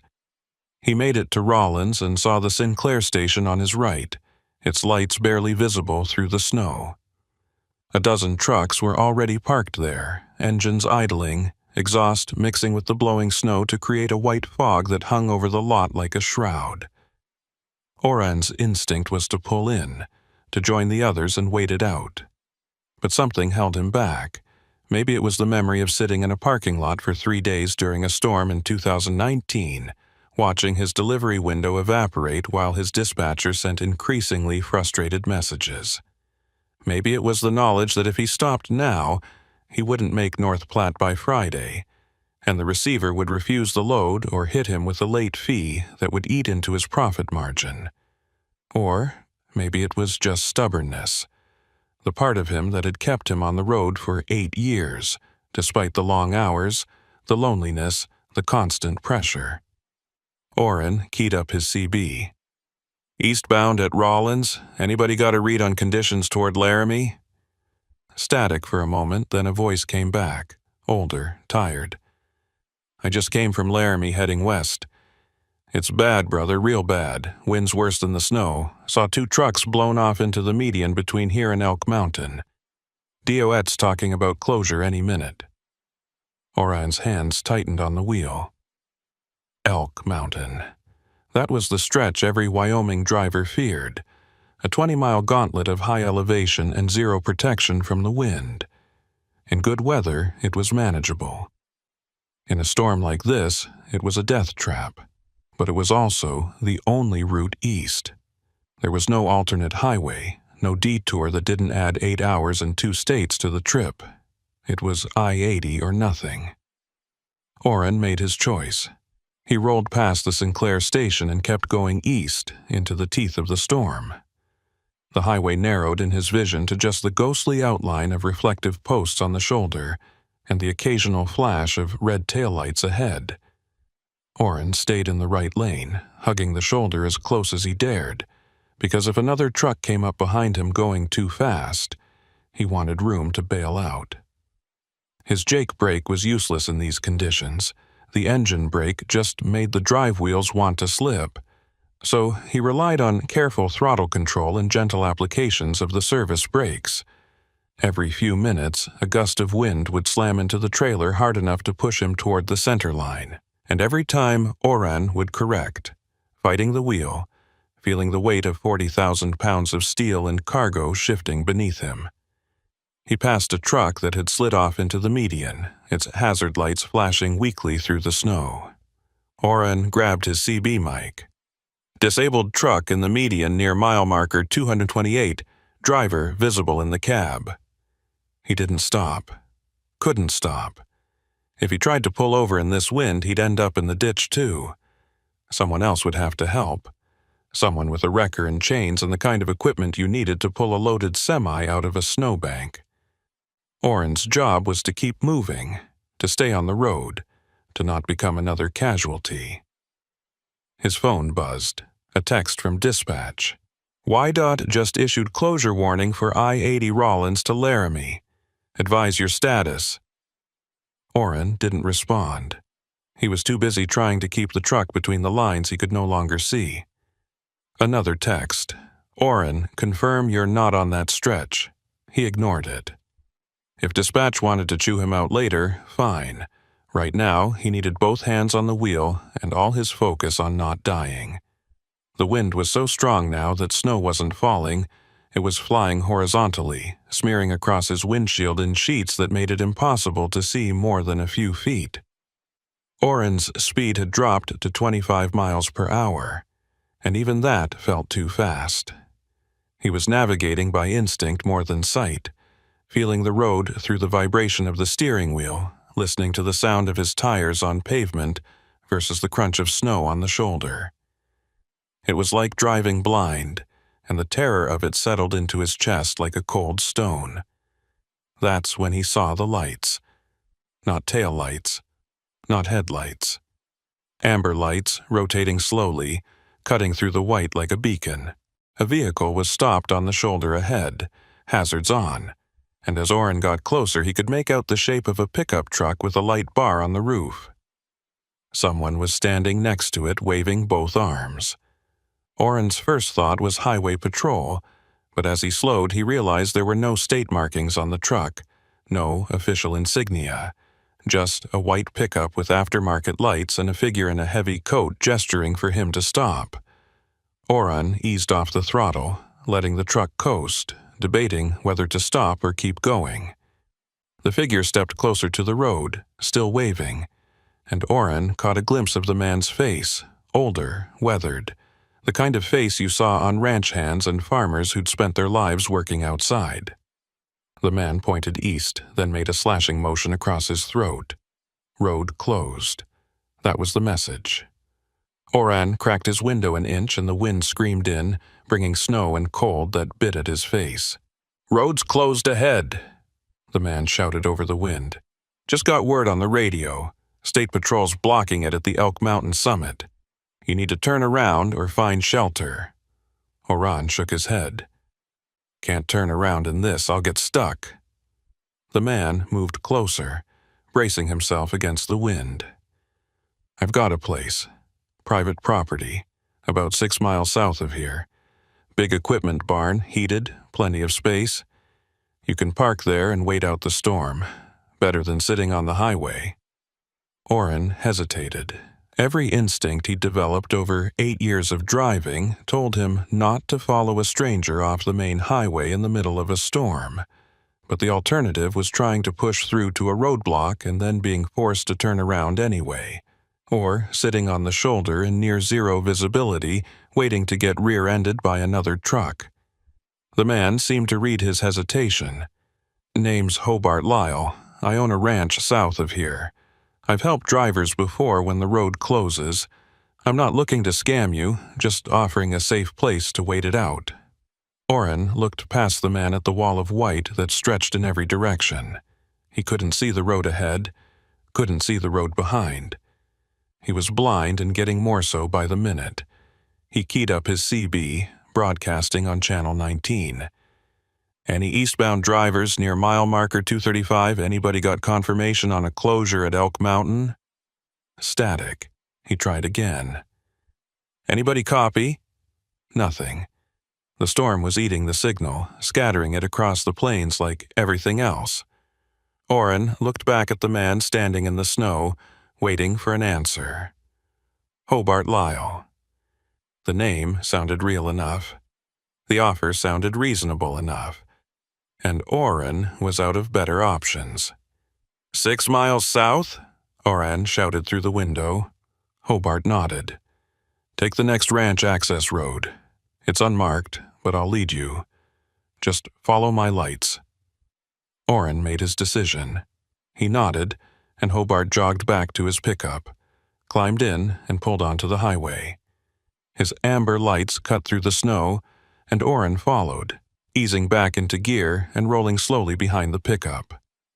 The turnoff appeared sooner than expected, just a break in the fence line with tire tracks barely visible under fresh snow. Hobart's pickup turned south onto what could generously be called a road, but looked more like 2 ruts cutting through an open field. Orrin followed, feeling his trailer slip slightly as the pavement disappeared beneath him. The pickup's lights were the only point of reference now, a single beacon in an ocean of white. Orrin couldn't see fences, couldn't see landmarks, couldn't see anything but snow and wind and the taillights ahead. He thought about dispatch, about the delivery in North Platte, about the load that was supposed to arrive tomorrow. And he thought about how quickly things had gone from manageable to desperate, how a decision made in Salt Lake City that morning had led him here, following a stranger through a blizzard to a place he couldn't see and couldn't verify. The pickup slowed, and Orrin saw a structure emerging from the white. A large barn, maybe 60 feet long, with a gambrel roof and sliding doors big enough to drive a truck through. Hobart stopped his pickup and climbed out, walking to the barn doors and pulling them open. The interior was dark, but Orrin could make out the shape of farm equipment, tractors, and the dim outline of overhead lights. Hobart waved him in, and Orrin inched the truck forward, guiding it through the doors with inches to spare on either side. When he was fully inside, Hobart slid the doors closed behind him, and the wind's roar dropped to a muffled howl. Orrin killed the engine and sat in the sudden silence, his heart hammering, his hands still gripping the wheel. He looked around. The barn was exactly what Hobart had promised. A working agricultural building with concrete floors, steel beams, and enough space to park 3 trucks if needed. But it was also isolated, miles from the highway, and Orrin had no idea where he was. He pulled out his phone. No signal. He tried his CB. Static. He was cut off, completely alone except for Hobart Lyle, a man he'd met 5 minutes ago and knew nothing about. Hobart appeared at the driver's side door, knocking on it gently. Orrin cracked the window. "You're safe here," Hobart said. "Storm should blow through by morning. I'll be up at the house if you need anything. There's a generator for the lights, and the heater works if you need it." He gestured toward a small propane heater mounted on the wall. "Help yourself. I'll check on you in a few hours." Orrin nodded, not sure what else to say. Hobart turned and walked toward a side door, disappearing into the storm. Orrin was alone again, sitting in a barn in the middle of nowhere, wondering if he'd just made the smartest decision of his life or the worst mistake. Orrin sat in his cab for a long time after Hobart left, listening to the storm rage outside the barn walls. The wind hammered at the metal siding with a sound like continuous thunder, and he could hear snow being driven against the structure in waves that made the whole building creak and groan. The barn was solid, he could tell that much, but it felt fragile compared to the violence happening outside. He tried his phone again, held it up near the windshield, moved it around looking for even a single bar of signal. Nothing. The screen showed no service in letters that felt more final than they should have. He climbed down from the cab, boots hitting concrete that was cold enough to feel through the soles, and did a slow walk around his truck. The trailer was fine, straps still tight, tarp secure, no damage from the drive through the storm. His chains were caked with ice and snow, but they'd hold until he needed to move again. The barn itself was exactly what Hobart had described, a working agricultural space with tractors lined up against one wall, tool benches covered in equipment, stacks of feed bags piled near the back. Everything looked legitimate, well-maintained, the kind of operation a real rancher would run. But legitimate didn't mean safe. Orrin had been driving long enough to know that the most dangerous situations often looked the most normal from the outside. He thought about the stories he'd heard over the years, drivers who'd been lured off the highway with promises of help or shelter, only to have their loads stolen or worse. Most of those stories were probably exaggerated, the trucker equivalent of urban legends, but some of them had to be based on something real. And right now, Orrin was alone, isolated, with no communication and no way to verify anything Hobart had told him. He walked to the sliding doors and tried to push one open a few inches, just to see what conditions looked like outside. The door wouldn't budge. Snow had already drifted against it, packing tight enough to seal the gap. Orrin put his shoulder into it and managed to create a 6-inch opening. White chaos poured through, wind screaming, snow driving horizontal. He could barely see 10 feet beyond the door. The pickup Hobart had been driving was gone, presumably driven to wherever the house was, but Orrin couldn't see any structures, any lights, any sign of human habitation. Just white on white on white, the landscape erased by the storm. He pulled the door closed and latched it, then walked back to his truck. The barn had overhead lights, fluorescent tubes that buzzed and flickered, powered by the generator Hobart had mentioned. Orrin could hear it running somewhere outside, a distant mechanical chug that was barely audible over the storm. The propane heater was mounted on the wall near the far end of the barn, and when Orrin found the switch, it kicked on with a whoosh of blue flame. The heat was immediate and welcome, cutting through the cold that had already seeped into his bones during the drive. Orrin climbed back into his cab and pulled out his logbook. He needed to make notes about the delay, document the weather conditions, the road closure, the decision to seek shelter. If dispatch gave him grief later, he'd need a paper trail showing he'd made reasonable choices given the circumstances. He wrote for a few minutes, then stopped and stared at the page. The words looked hollow, insufficient to capture what had actually happened. How did you document the feeling of following a stranger into a blizzard? How did you explain the calculation you'd made between danger and necessity, between risk and survival? He set the logbook aside and tried the CB again, cycling through channels, listening for any voice that might cut through the static. Channel 19 was dead. Channel 9 was dead. Even the weather channels were silent, just white noise that matched the white chaos outside. Orrin turned the CB off to save battery and sat in the dark cab, trying to think through his situation logically. He was stuck here until the storm passed, that much was certain. Even if the road opened up tonight, he couldn't navigate back to I-80 in these conditions. He'd have to wait for morning, hope the visibility improved, and hope Hobart came back to guide him out. The hope part bothered him. He was putting a lot of trust in a man he'd just met, a man whose only credentials were a weathered face and a reasonable story.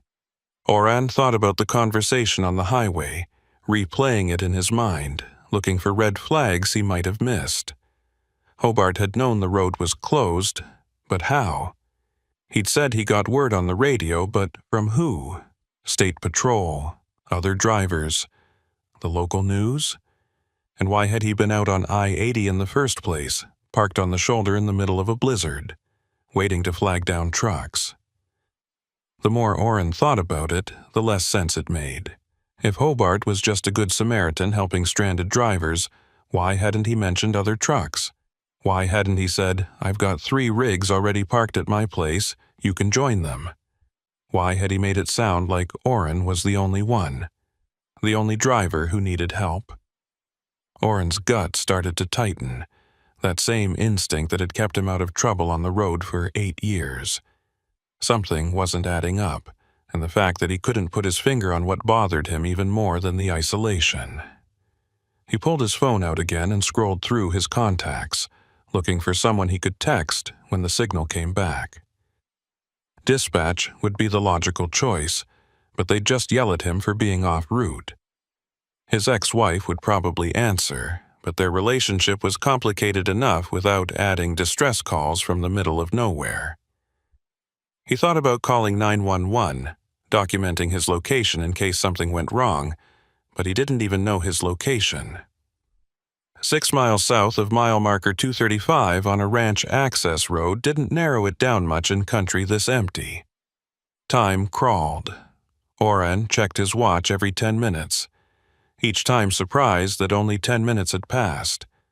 The storm showed no signs of letting up. If anything, it seemed to be getting worse, the wind's pitch rising to a shriek that made the barn walls vibrate. He thought about the other drivers who'd pulled into that Sinclair station in Rollins, wondered if they were sitting in their cabs right now feeling smart for stopping, or if they were second-guessing themselves, wondering if they should have pushed on. At least they had other trucks around them, other drivers to talk to on the CB, the illusion of safety that came from numbers. Orrin tried to sleep but couldn't. Every sound made him tense, waiting for the barn doors to slide open, waiting for Hobart to return, waiting for something to happen that would either confirm his paranoia or prove it wrong. Around 9 p.m., he heard footsteps outside the side door, the one Hobart had used to leave. Oren's hand went instinctively to the door lock, making sure it was engaged. Then he grabbed his flashlight and pointed it toward the sound. The door opened, and Hobart stepped in, covered in snow, carrying a thermos and a paper bag. "Thought you might be hungry," Hobart said, his voice echoing in the barn. He walked towards the truck, and Oren cracked his window, keeping the door locked. Hobart held up the thermos. "Coffee, and some sandwiches. Nothing fancy, but it'll keep you going." Oren took the items through the window, keeping his distance, keeping his options open. "Appreciate it. Any word on the road?" Hobart shook his head. "State Patrol's got I-80 closed from Rollins to Laramie. Won't reopen until morning at the earliest, and that's if the storm breaks. Radio's saying this front's got another 6 hours in it." Oren unscrewed the thermos and smelled the coffee. It was real, hot, no chemical smell that would suggest anything wrong with it.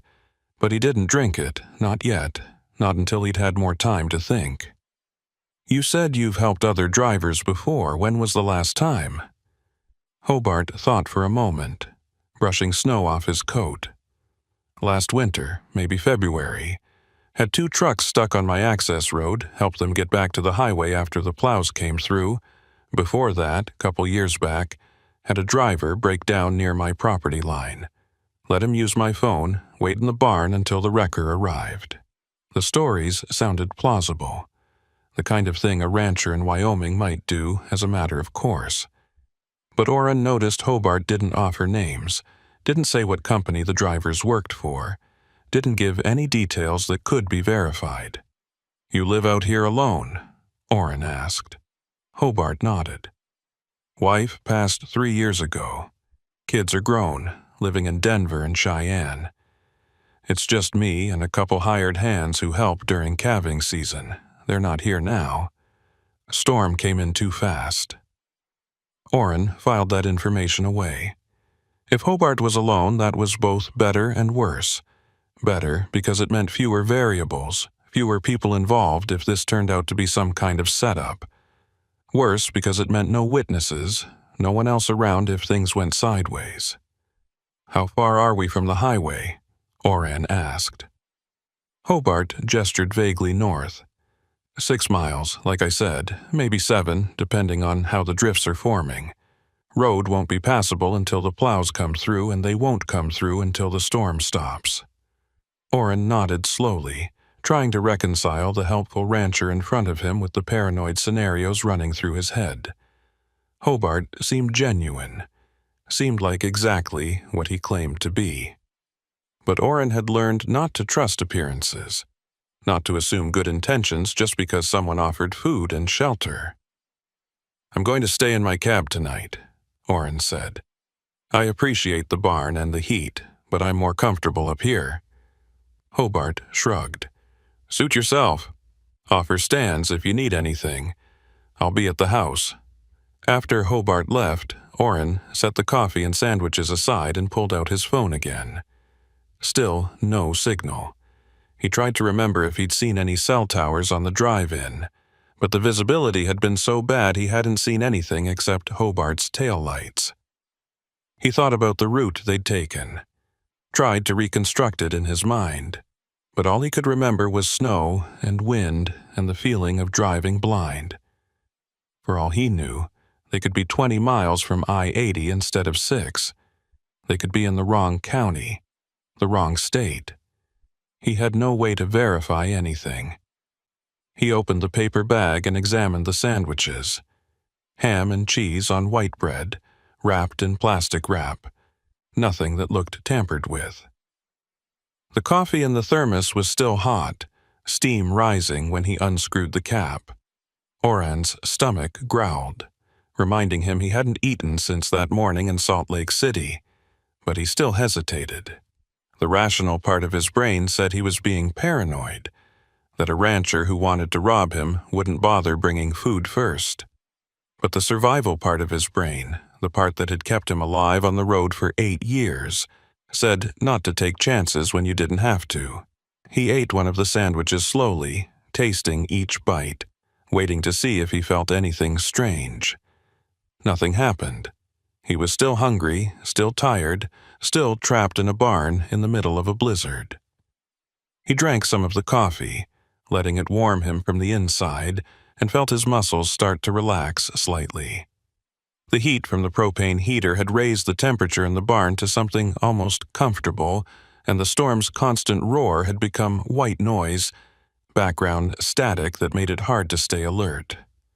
Orrin fought against the drowsiness, forcing himself to stay awake, to keep watch. But his body had other ideas. He'd been driving for 12 hours before the storm hit, and the stress of navigating through the blizzard had burned through whatever reserves he'd had left. His eyes kept drifting closed, and every time he jerked them open he had to fight harder to keep them that way. He thought about turning the radio on, using noise to stay awake, but the battery was already low and he didn't want to drain it completely. Around midnight he gave up and let himself doze, propping his head against the window, one hand on the door lock, one foot on the floor so he'd wake up if he started to slump. Sleep came in fragments, brief moments of unconsciousness interrupted by the storm's fury or the creaking of the barn or his own paranoia forcing him awake. In one of those half-dreaming moments he thought he heard voices outside, low conversation barely audible over the wind. He sat up fast, heart pounding, and stared out the windshield at the empty barn. Nothing moved. The generator chugged on. The heater's blue flame flickered steadily. He climbed down from the cab and walked to the side door, pressing his ear against it, listening. The wind was too loud to hear anything else, but he could have sworn he'd heard voices. Male voices, plural, which meant either Hobart had lied about being alone, or someone else had arrived. Orrin walked back to his truck and pulled out a tire iron from the side compartment, the heavy metal cold in his hands. He wasn't planning to use it, wasn't planning to confront anyone, but having it made him feel slightly less vulnerable. He sat in his cab with the tire iron across his lap, watching the side door, waiting. An hour passed. 2 hours. Nothing happened. The voices, if they'd been real at all, didn't return. Orrin started to think he'd imagined them, his paranoid brain manufacturing threats out of wind noise and exhaustion. But he couldn't shake the feeling, couldn't let his guard down. He thought about his load, 40,000 pounds of agricultural equipment that probably wasn't worth stealing but could be if someone knew the right buyers. He thought about insurance fraud, about staged delays, about scams that involved isolating drivers and then claiming their loads had been damaged or lost. The more he thought, the worse the scenarios became.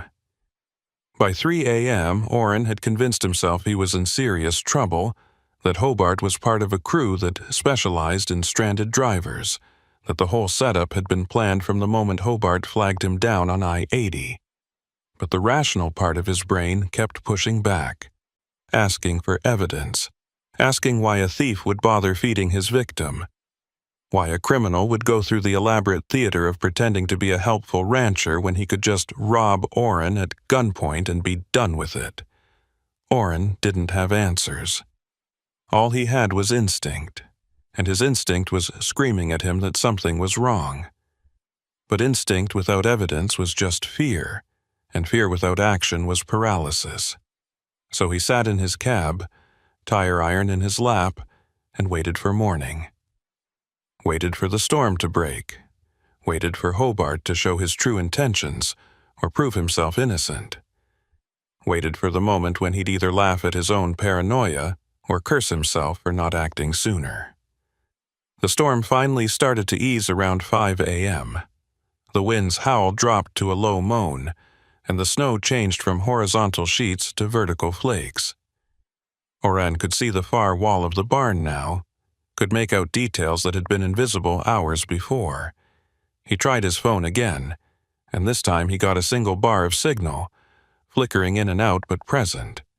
He immediately pulled up his messages and started typing to dispatch. Stuck at Ranch 6MI south of I-80 near mile marker 235. Storm delay. Will update when road opens.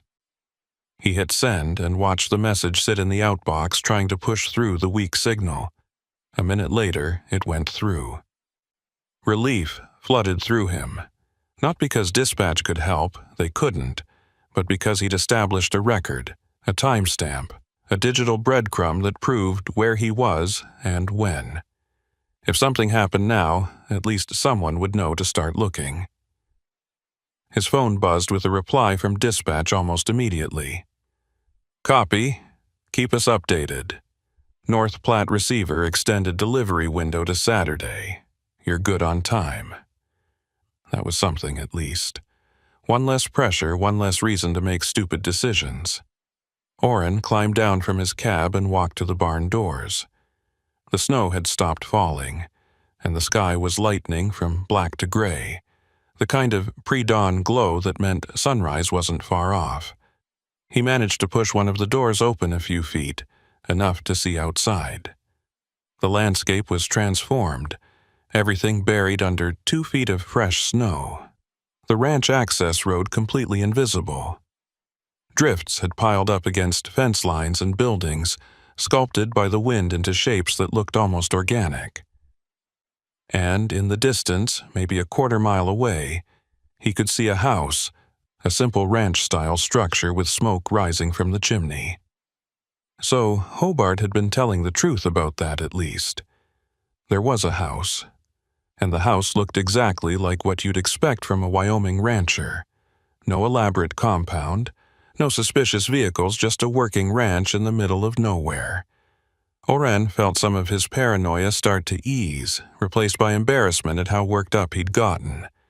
Maybe Hobart really was just a decent guy helping a stranded driver. Maybe the voices Orrin had heard were just the storm playing tricks. Maybe he'd been alone too long on the road, jumping at shadows, seeing threats where none existed. But then he heard the sound of an engine, and his tension snapped back.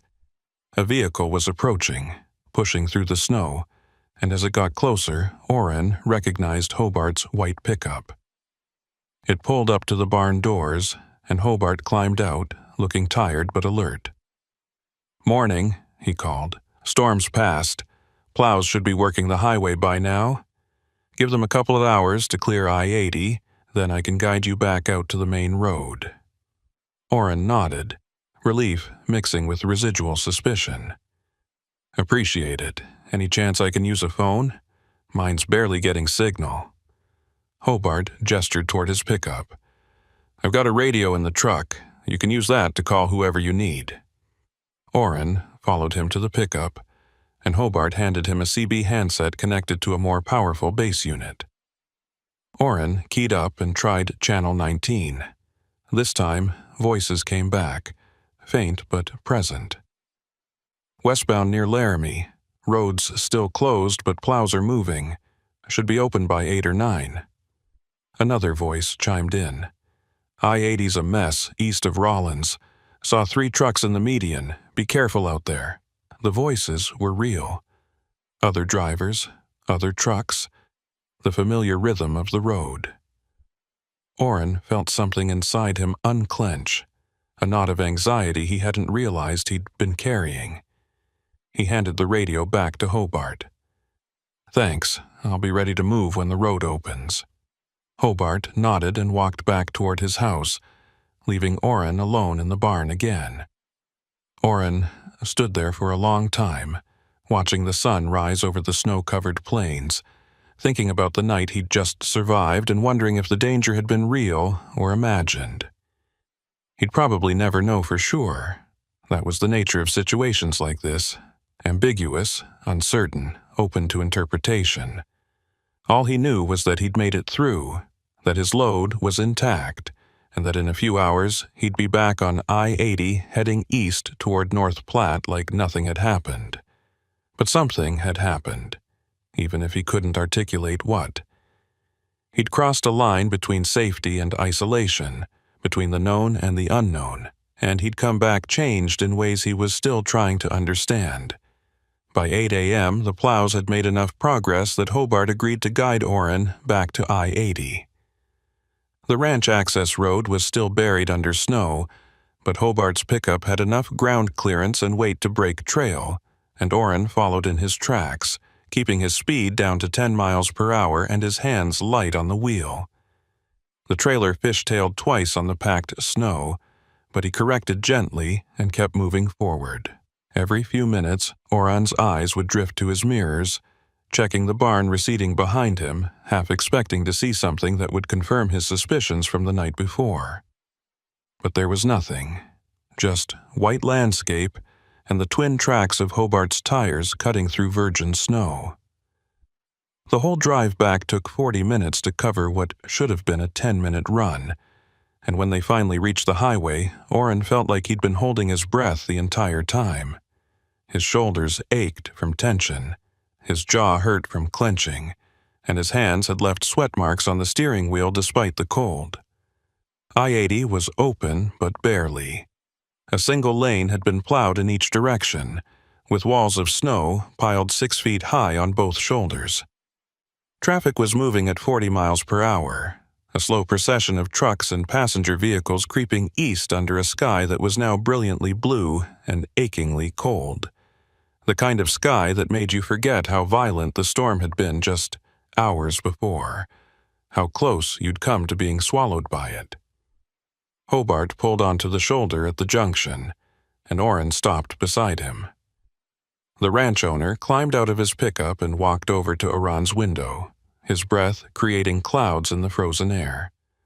Orrin rolled down his window, feeling the bite of wind on his face. "You're all set," Hobart said, his voice carrying the same friendly tone it had maintained throughout their encounter. "Road's clear from here to Laramie. Take it slow, watch for ice under the snow, and you'll be fine." His eyes, weathered and creased from years of Wyoming sun and wind, looked genuine. There was no hint of deception there, no telltale nervousness or evasion. Just a rancher who'd helped a stranded driver, the way ranchers had been doing out here for generations. Orrin wanted to say something, wanted to thank the man or apologize for his suspicion, or ask the questions that had kept him awake all night. Questions like, "Why do you do this? How many drivers have you helped? What did you think when you saw me struggling in the storm?" But all that came out was, "I appreciate the help." The words felt inadequate, insufficient to capture the complexity of what had happened, but they were all Orrin could manage. Hobart gave him a tired smile, the kind that suggested he'd been up most of the night too, probably monitoring the storm, checking his livestock, making sure his property had weathered the worst. "That's what we do out here. Look after each other. Drive safe." He pulled back onto the highway heading west, back toward his ranch, and Orrin sat on the shoulder for another minute, watching the white pickup disappear into the traffic. The pickup looked smaller now in daylight, less menacing, just another work vehicle on a rural highway. Orrin tried to reconcile the helpful rancher he'd just spoken with against the dire warnings and suspicious circumstances that had plagued him all night. Nothing added up cleanly. Human behavior rarely did. Then he shifted into gear and rolled east, merging into the slow convoy of trucks that stretched ahead as far as he could see. The drive to Laramie was uneventful but tense. The highway was icy in patches, black ice hiding under snow that looked harmless from a distance but turned treacherous when your tires hit it. Orrin kept his speed steady at 35, well below the posted limit, and his focus sharp. Every slight shimmy of the trailer made his heart rate spike. Every time he felt the truck want to drift, he corrected with minimal steering input, the way veteran drivers learn to do after enough winters on the road. The wind had picked up again, not storm level, but strong enough to push the trailer around, creating a constant battle between forward momentum and lateral drift. His CB was active now, drivers calling out hazards and road conditions, sharing information about which lanes were better plowed, which exits had services open, which rest areas had been cleared. It was the normal chatter that meant things were getting back to routine, the collective intelligence of the trucking community flowing through the airwaves. Oran listened, but didn't key up. He was still processing the night before, still trying to decide if he'd been in danger or if he'd let his imagination run wild. A voice on Channel 19 warned about a jackknifed truck near the summit exit. Another voice confirmed it, adding that traffic was backing up but moving slowly around the accident. Oran made a mental note and adjusted his following distance, giving himself more room to react if traffic suddenly stopped. He passed the accident site around 9:30 a.m. A livestock trailer had gone sideways in the median, its cab tilted at an unnatural angle, cargo scattered across the snow. Emergency vehicles surrounded it, their lights painting the white landscape in strobing red and blue.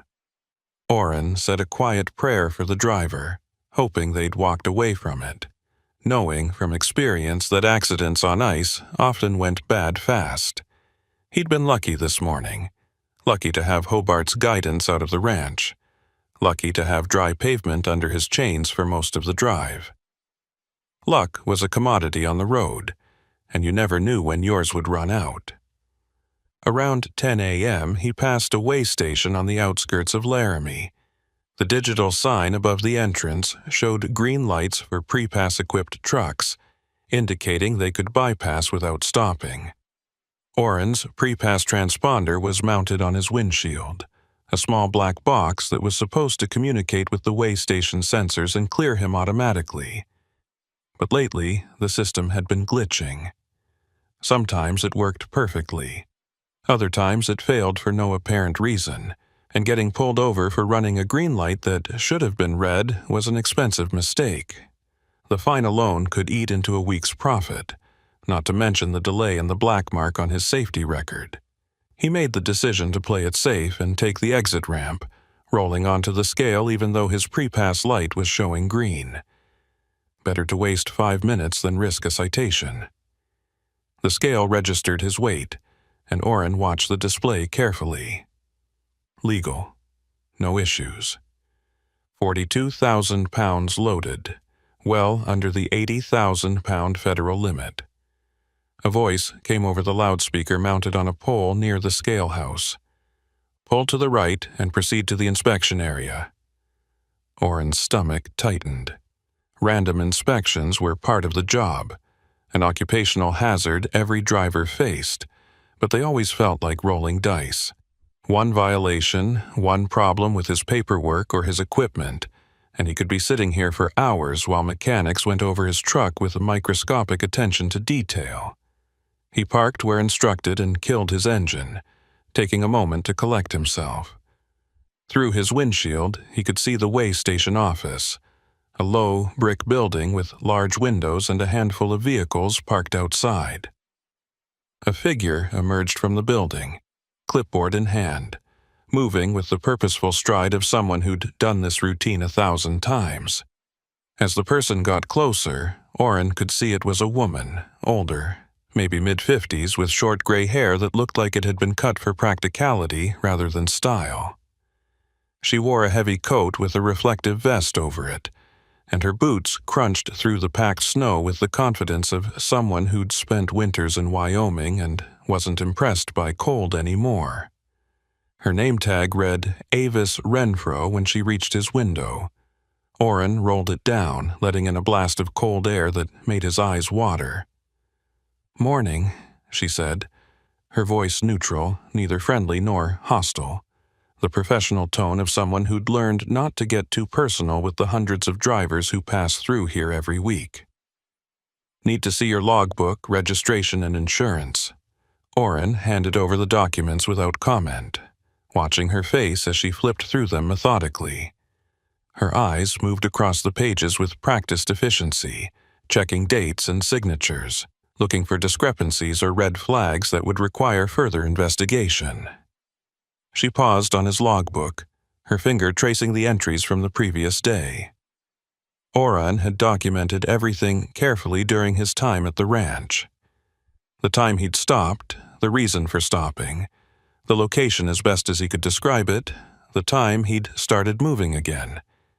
Documentation was your only defense if questions arose later, if dispatch complained about delays, or if the company's safety department wanted to know why you'd gone off route. "You came through the storm last night," she said. It wasn't a question, more of a statement confirming what she was reading. Orrin nodded. "Got stuck south of Rollins. Had to shelter at a ranch until the road opened." Avis looked up from the clipboard. Her expression still neutral, but something had shifted in her eyes. A flicker of interest, maybe concern, something that suggested his answer had triggered a connection in her mind. "Which ranch?" she asked, and now her voice carried more weight, more focus. Orrin hesitated for a fraction of a second, wondering why the question mattered, why a way station employee would care about the specific location where he'd waited out a storm. But he answered honestly because lying would only create more problems. "About 6 miles south of the highway near mile marker 235. Owner's name was Hobart Lyle." Avis's pen paused on the page. She looked at Orrin more carefully now, her eyes scanning his face like she was trying to read something written there, trying to assess whether he was telling the truth or repeating a rehearsed story. The silence stretched for several seconds, long enough to make Orrin uncomfortable, long enough to make him wonder if he'd said something wrong. Then she set the clipboard down on his step rail, carefully, deliberately, and crossed her arms. The gesture wasn't threatening, but it signaled that this conversation had just shifted from routine inspection to something more serious. "Hobart Lyle," she repeated slowly, as if testing the name on her tongue, seeing how it felt. "Tall guy, older, drives a white pickup with amber lights?" Orrin felt his pulse quicken, that familiar spike of anxiety that came when you realized you might be in trouble but didn't yet know what kind. "Yeah, that's him. You know him?" His voice came out more defensive than he'd intended, and he forced himself to take a breath, to stay calm.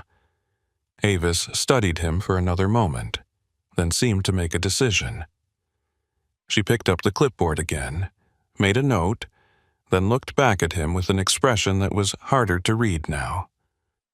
"I know of him," she said carefully, choosing her words. "He's helped a few drivers over the years when the road closes. Never heard any complaints, but I've heard questions. Wyoming Highway Patrol asked about him last winter after a driver reported sheltering at his ranch. Said everything was fine, nothing wrong happened, but something about the story didn't sit right with the investigator. They sent a trooper out to check on the property, and Hobart was cooperative, showed them around, answered all their questions. No issues were found, no evidence of wrongdoing, but the trooper filed an interesting note in his report." She paused, and Orrin found himself leaning forward slightly, drawn into the story despite his growing unease. "The trooper said the barn the driver described seemed bigger on the inside than it should have been, based on the external dimensions, like there might be sections that aren't visible from the outside, or storage areas that aren't part of the main structure. Could mean nothing. Old barns get additions, get modified over the years.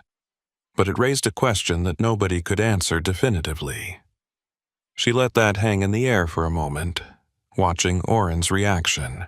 Orrin's mouth went dry as he thought about the barn where he'd spent the night. He tried to remember the layout, tried to visualize the dimensions. It had seemed straightforward at the time.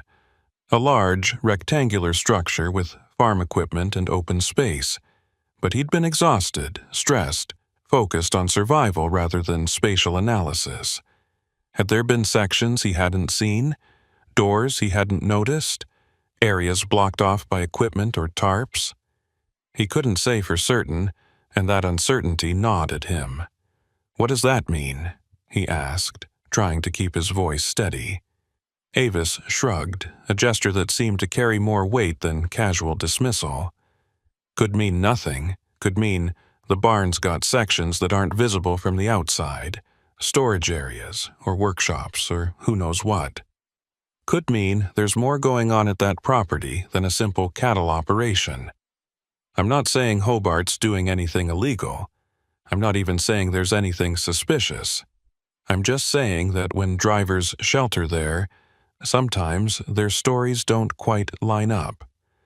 Little details that don't match from one account to another. Timing that doesn't add up when you really look at it.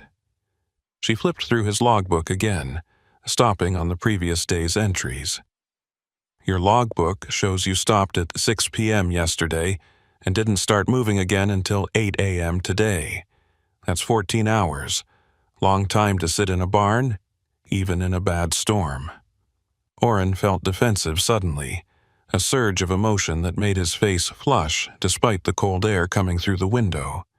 He felt like he was being accused of something he couldn't name, judged for decisions he'd made under pressure and circumstances that were impossible to explain to someone who hadn't been there. The storm didn't stop until morning. I couldn't leave before then. The access road wasn't passable. Avis nodded slowly, her expression not quite skeptical, but not entirely accepting either. I'm sure that's true. I'm just noting it for the record.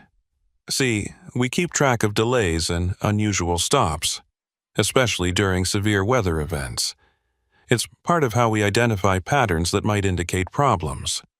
Cargo theft, insurance fraud, drivers being coerced or manipulated. Most of the time it's nothing, just drivers making the best decisions they can in bad situations. But sometimes, patterns emerge that suggest something more organized is happening. She closed his logbook and handed it back along with his other documents. You're good to go. Everything's in order. No violations. Just wanted to make sure you knew what you were dealing with out there. Orrin took the documents, his hands not quite steady, his mind racing with implications he didn't want to consider. What aren't you telling me? He asked, unable to stop himself, needing to know even though part of him dreaded the answer. Avis looked at him for a long moment, weighing something in her mind, deciding how much to reveal. Then she leaned in closer, her voice dropping to a level that wouldn't carry beyond the cab, creating an intimacy that made the conversation feel more serious, more real. There's a scam that's been running through Wyoming for a few years now. Not just here, other states too, but we've seen evidence of it in this corridor. It targets drivers who get caught in bad weather, especially drivers with high-value loads. Someone flags them down during a storm, offers shelter, takes them off the main highway to a location that's isolated, away from cameras and witnesses. She paused, making sure Orrin was following, making sure he understood the significance of what she was saying. While the driver's sleeping or distracted, a crew shows up. They don't steal the whole load. That would be too obvious. They offload part of the cargo, maybe 10 or 15%, amount small enough that it might be written off as warehouse miscounting or damage during transport. Or they swap documentation, make it look like the seal was broken or the load was compromised. Then they reseal everything so carefully that the driver doesn't notice. Later, when the receiver does inventory and finds a discrepancy, everyone assumes it happened somewhere in the supply chain. Insurance gets filed, claims get paid, and nobody looks too hard at the details. Orrin felt like the ground had dropped out from under him, like he was falling through space with nothing to grab onto. His mind immediately went to the night before, to the 14 hours he'd spent in that barn with no communication, to the voices he thought he'd heard but convinced himself were imagined, to the way Hobart had seemed so helpful, so genuine. Are you saying Hobart Lyle is running that scam? His voice came out rougher than he intended, almost angry, though he wasn't sure if the anger was directed at Hobart or at himself for being potentially duped. Avis shook her head, but her expression remained serious. I'm saying I don't know. I'm saying there's been suspicious activity in this area, and Hobart's name has come up more than once in connection with drivers who've had unexplained delays or minor cargo discrepancies. But nothing's been proven, no charges have been filed, no arrests made. The Wyoming Highway Patrol has investigated multiple times and never found sufficient evidence to move forward. Could be coincidence. Could be that Hobart's just a helpful guy who gets unlucky with the drivers he assists. Could be something else entirely. She straightened up, creating distance again, returning to her professional demeanor. I just think drivers should know there are risks out there beyond bad weather. You made it through the storm, that's what matters. But when you get to your delivery, I'd recommend asking for a full inventory count before they start unloading. If there's a discrepancy, you want to catch it immediately, while the trail is still fresh. Document everything. Take photos of your seals before they're broken. Get signatures from the receiver. Protect yourself, because if something's wrong, you don't want to be caught in the middle of an insurance investigation 6 months from now. With that, she stepped back from the truck and gestured toward the exit. Like I said, you're good to go. Drive safe. Orrin wanted to ask more questions, wanted to demand specifics about what exactly had happened to other drivers, wanted names and dates and details that would help him understand whether he was in danger. But Avis had already turned away, walking back toward the way station office, her boots crunching through the snow with the same confident rhythm as before. The conversation was over, at least as far as she was concerned. Orrin sat frozen in his seat for nearly a minute, his mind racing, trying to process everything he'd just learned. He thought about the barn, about Hobart, about the way the rancher had approached him on the highway with perfect timing, perfect knowledge of the road closure, perfect motivation to seem helpful. He thought about the night he'd spent there, about the sounds he'd heard, about the coffee and sandwiches Hobart had brought. Had any of it been real, or had it all been theater, carefully staged to keep him calm and compliant while something else happened in the dark? He climbed down from the cab, his legs unsteady, and walked to the back of his trailer. The snow crunched under his boots, and the wind bit at his exposed face, but he barely noticed. He pulled out his flashlight even though it was full daylight now, needing to see clearly, needing to check for himself. He examined the door seals with an intensity that bordered on obsession. The seals had his company's marks, blue and white plastic tags with serial numbers that matched his paperwork. He checked the numbers against his bill of lading, confirming each digit. They matched. The locks looked untouched, the hasps secure, the metal showing no signs of forced entry or manipulation. But that didn't mean nothing had happened. Orrin knew enough about cargo fraud from safety briefings and industry newsletters to know that sophisticated operations didn't break seals, they copied them. They had equipment that could read the serial numbers, printers that could reproduce the plastic tags with perfect fidelity, skills that came from years of practice and refinement. They were professionals, and professionals didn't leave obvious evidence. He pulled out his phone and started taking photos from multiple angles. Close-ups of the seals, wide shots of the entire door assembly, pictures of the trailer number and the company logo. He documented everything he could think of, building a record that would protect him if questions arose later. When he was satisfied he'd captured enough images, he climbed back into his cab and sat there for another minute, trying to calm his racing thoughts. He needed to call his dispatcher, needed to report what he'd learned, but he didn't want to sound paranoid or alarmist. The load was probably fine. The seals looked intact. He'd likely gotten worked up over nothing. But Avis's warning kept echoing in his mind, her careful phrasing suggesting she knew more than she was saying, her concern for his well-being seeming genuine despite the professional distance she maintained. He pulled out his phone and dialed a dispatch. The line rang twice before connecting. "Dispatch, this is Monica." Her voice sounded harried, like she was juggling multiple calls and problems simultaneously. Orrin took a breath and tried to sound calm, professional, not like a driver who'd spent the night in an isolated barn possibly being set up for insurance fraud. "Monica, it's Orrin. I need to report a potential security issue with yesterday's delay." There was a pause on the other end, the sound of typing stopping. What kind of security issue? Her voice had shifted, become more focused. Oran explained the situation, keeping it factual, avoiding speculation. The storm, the ranch, the night in the barn, the conversation with Avis at the way station. He laid out the facts as clearly as he could, letting Monica draw her own conclusions rather than trying to convince her of anything. When he finished, there was another pause, longer this time. "Okay," Monica said slowly, and Oren could almost hear her thinking through the implications. "Here's what we're going to do. You proceed to North Platte as planned. When you get there, before they start unloading, you ask the receiver to do a full inventory count. Not just a piece count, but a detailed check against the manifest. If anything's missing or damaged, we need to know immediately, while you're still on site.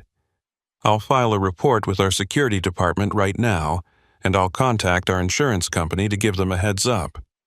Did you get the rancher's full name and contact information?" Oren felt his stomach sink as he realized the extent of his failure to gather basic information. "I got his name, Hobart Lyle, and a general location, but no phone number, no physical address beyond 6 miles south of mile marker 235. I didn't think to ask for more at the time." The admission felt like a confession of incompetence, proof that he'd been so focused on surviving the storm that he'd abandoned basic security protocols. Monica made a sound that could have been frustration or sympathy. It was hard to tell over the phone.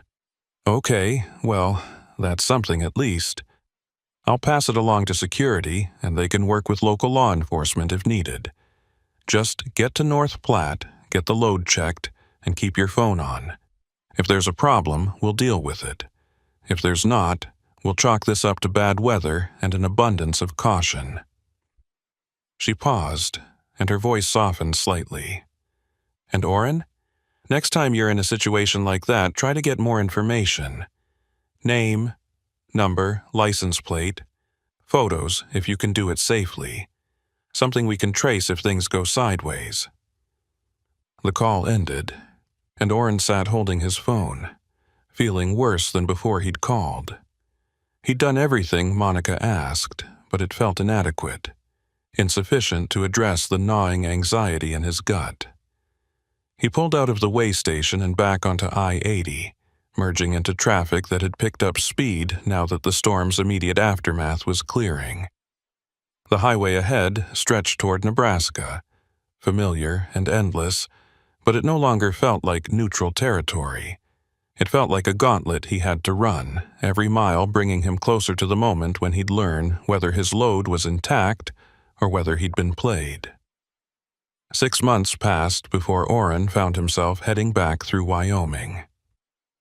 It was September now, early fall, when the weather could shift from clear skies to snow in a matter of hours, but usually gave you enough warning to plan around it.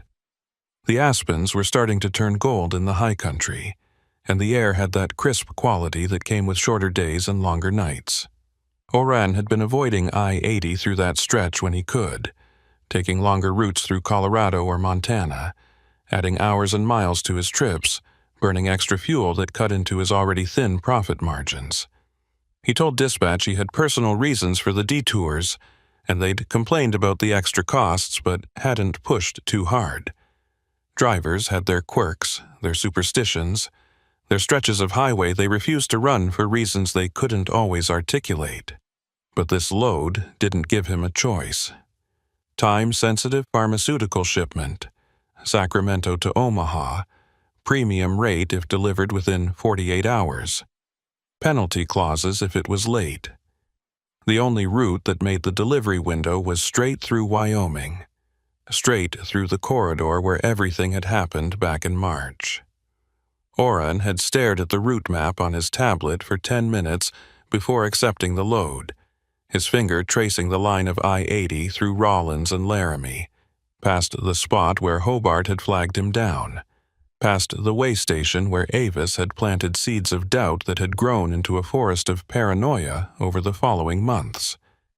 He'd called the dispatch 3 times trying to negotiate an alternate route, suggesting he could run south through Colorado and pick up I-80 in Nebraska, avoiding Wyoming entirely. But the dispatcher had been firm.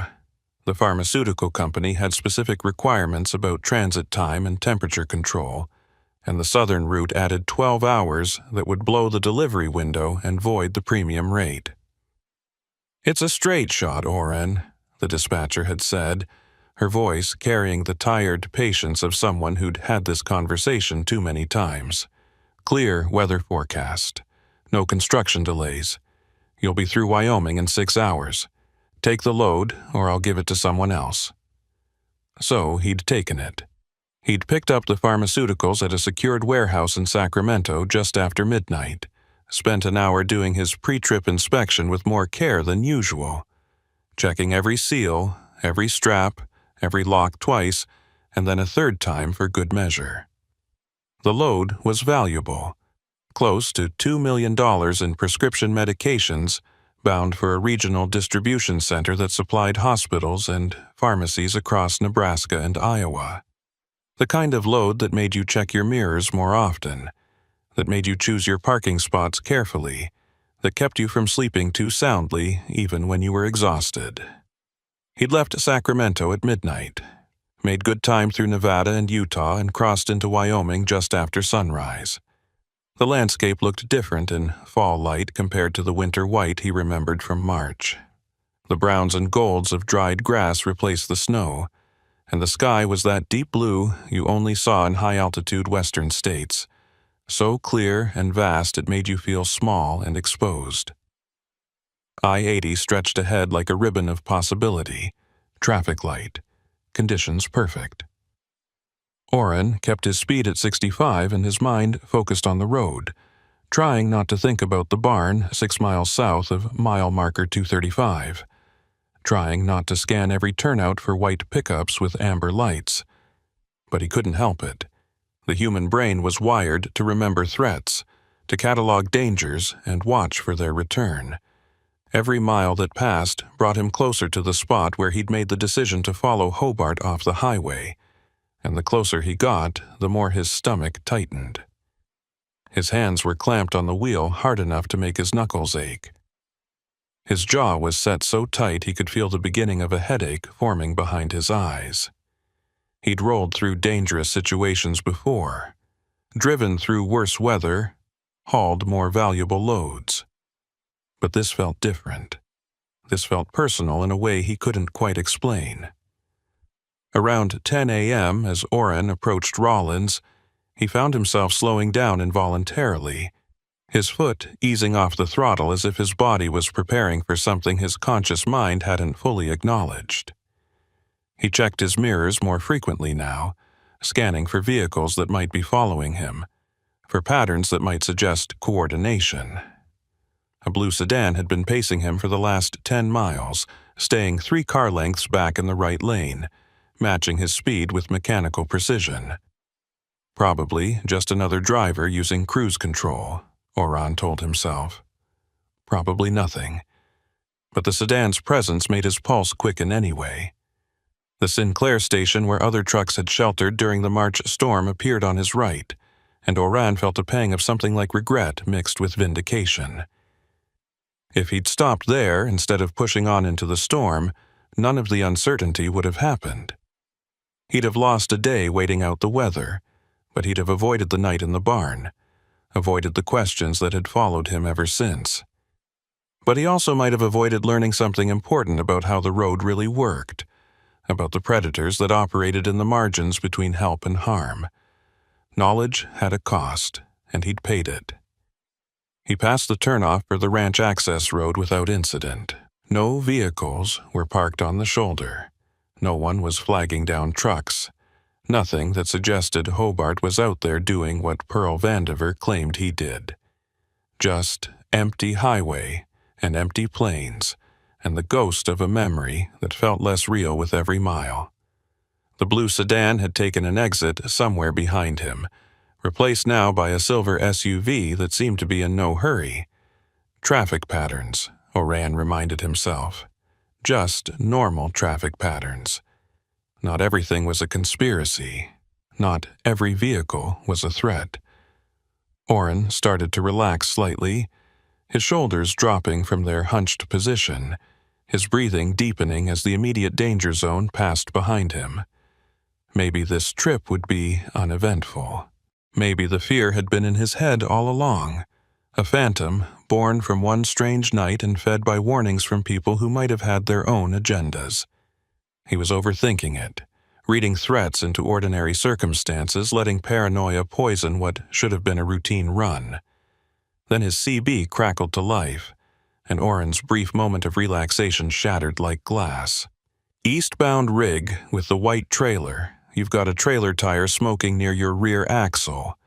Might want to pull over and check it before it goes. The voice was male, middle-aged, with the flat accent of the high plains. It sounded helpful, concerned, exactly like a fellow driver doing a courtesy call. But Oren's heart rate spiked immediately. His training and experience and the accumulated paranoia of 6 months colliding in his chest. He checked his mirrors carefully, looking for smoke, for any visual confirmation of the warning. His trailer had a white roof and sides, making it highly visible in the morning sun. He could see the rear axles clearly, see the tires rotating normally, see no discoloration or haze that would indicate overheating. His tire pressure monitoring system, a sophisticated sensor array he'd installed after a blowout 2 years ago, had cost him 3 days and $2,000 in repairs, showed all tires within normal pressure ranges. No alerts, no warnings, no indication of any problem. He keyed up the CB, keeping his voice neutral, professional. Eastbound with white trailer, I'm not seeing any smoke. Can you give me your location and vehicle type? His eyes scanned the highway around him, looking for the source of the call. There were maybe 6 other vehicles visible. 3 trucks ahead of him spread across both lanes, 2 cars behind, and 1 pickup in the left lane about to pass. Any of them could have made the call, or none of them. CB range was unpredictable, could carry for miles under the right atmospheric conditions. A pause on the CB, longer than you'd expect if someone was just responding to a simple question. Then the voice came back. Different now, more cautious, less certain. My mistake, brother. Must have been the rig ahead of you. The angle was wrong from where I am. Disregard. The transmission ended with a click, and the channel went silent except for the faint background static that was always present. Oren's hands tightened on the wheel until his knuckles turned white. The exchange felt familiar. Too familiar. Like déjà vu layered with dread. A fake mechanical issue designed to get him to pull over, then a quick correction when he questioned it.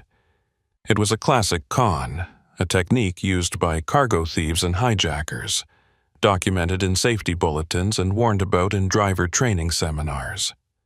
Make the target think they have a problem that requires immediate attention. Get them isolated on a shoulder or in a turnout, then move in when they're vulnerable and distracted. It was the same playbook Luther Pritchard had used on Deacon Woolridge in that story every driver seemed to know. The one that circulated through truck stops and online forums like a campfire tale with the ring of truth. And it was happening again. Right here. Right now, on the same stretch of highway where Hobart had flagged him down 6 months ago. The same territory, the same tactics, possibly the same crew. Coincidence felt unlikely. This felt deliberate, targeted, like someone had been waiting for him to come back. Oren didn't pull over. He kept his speed steady at 65 and scanned every vehicle around him with renewed intensity, trying to identify threats, trying to see patterns in the seemingly random flow of traffic. The pickup that had been passing him in the left lane suddenly slowed, dropping back to pace him instead of completing its pass. That was wrong. When you started a pass on the highway, you committed to it. You didn't abort halfway and fall back into formation. The behavior was unnatural, deliberate, The kind of thing that happened when vehicles were coordinating. A blue sedan appeared in his mirrors, coming up fast in the right lane. Oren watched it approach, trying to see the driver's face, but the windshield reflected too much sunlight. The sedan pulled alongside him, staying in his blind spot for longer than normal traffic patterns would explain. 30 seconds passed. 45. A full minute. The sedan just sat there, neither passing nor falling back, maintaining perfect parallel position. Oren adjusted his speed, slowing to 60 to see if the sedan would respond. It did, slowing with him, maintaining the same relative position. He accelerated back to 65. The sedan matched him. This was wrong. Everything about this was wrong. Oren's CB crackled again. Different voice this time, female, older. Eastbound traffic near mile marker 250. Be advised there's debris in the right lane ahead. Looks like truck tire tread.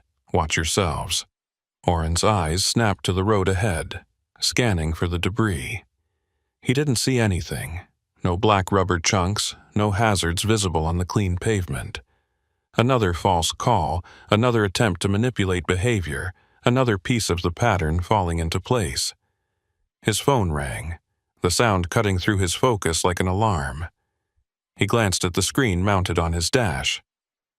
Unknown number 307 area code. Wyoming. Every instinct screamed at him not to answer, but what if it was legitimate? What if it was the state patrol or dispatch, or the pharmaceutical company checking on the delivery? He couldn't afford to ignore potentially important calls. He hit the accept button, putting it on speaker. "This is Oren." The voice that came back was female, professional, speaking quickly with an urgency that immediately commanded attention. "Mr. Kincaid, this is Avis Renfro from the Laramie Way Station.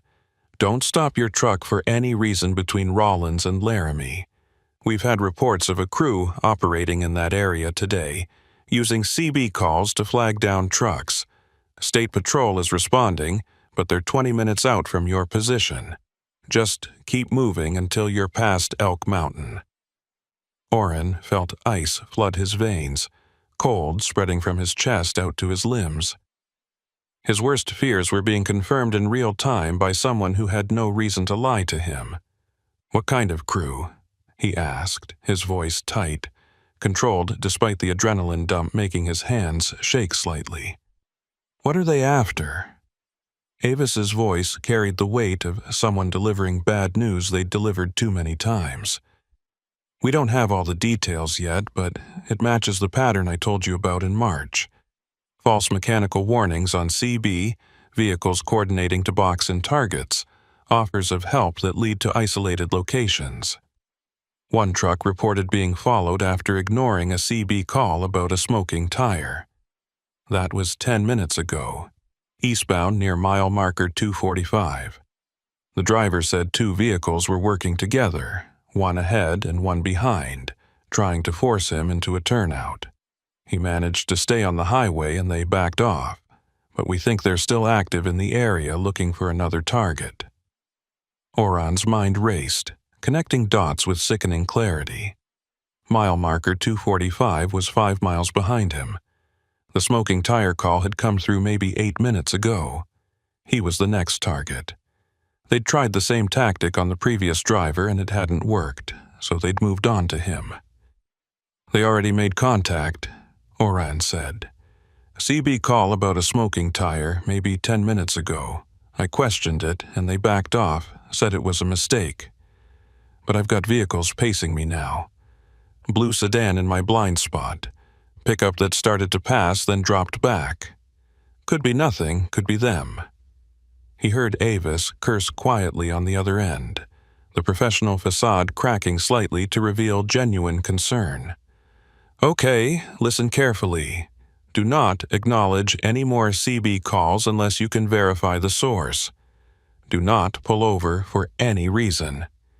If vehicles try to box you in, stay calm and hold your lane.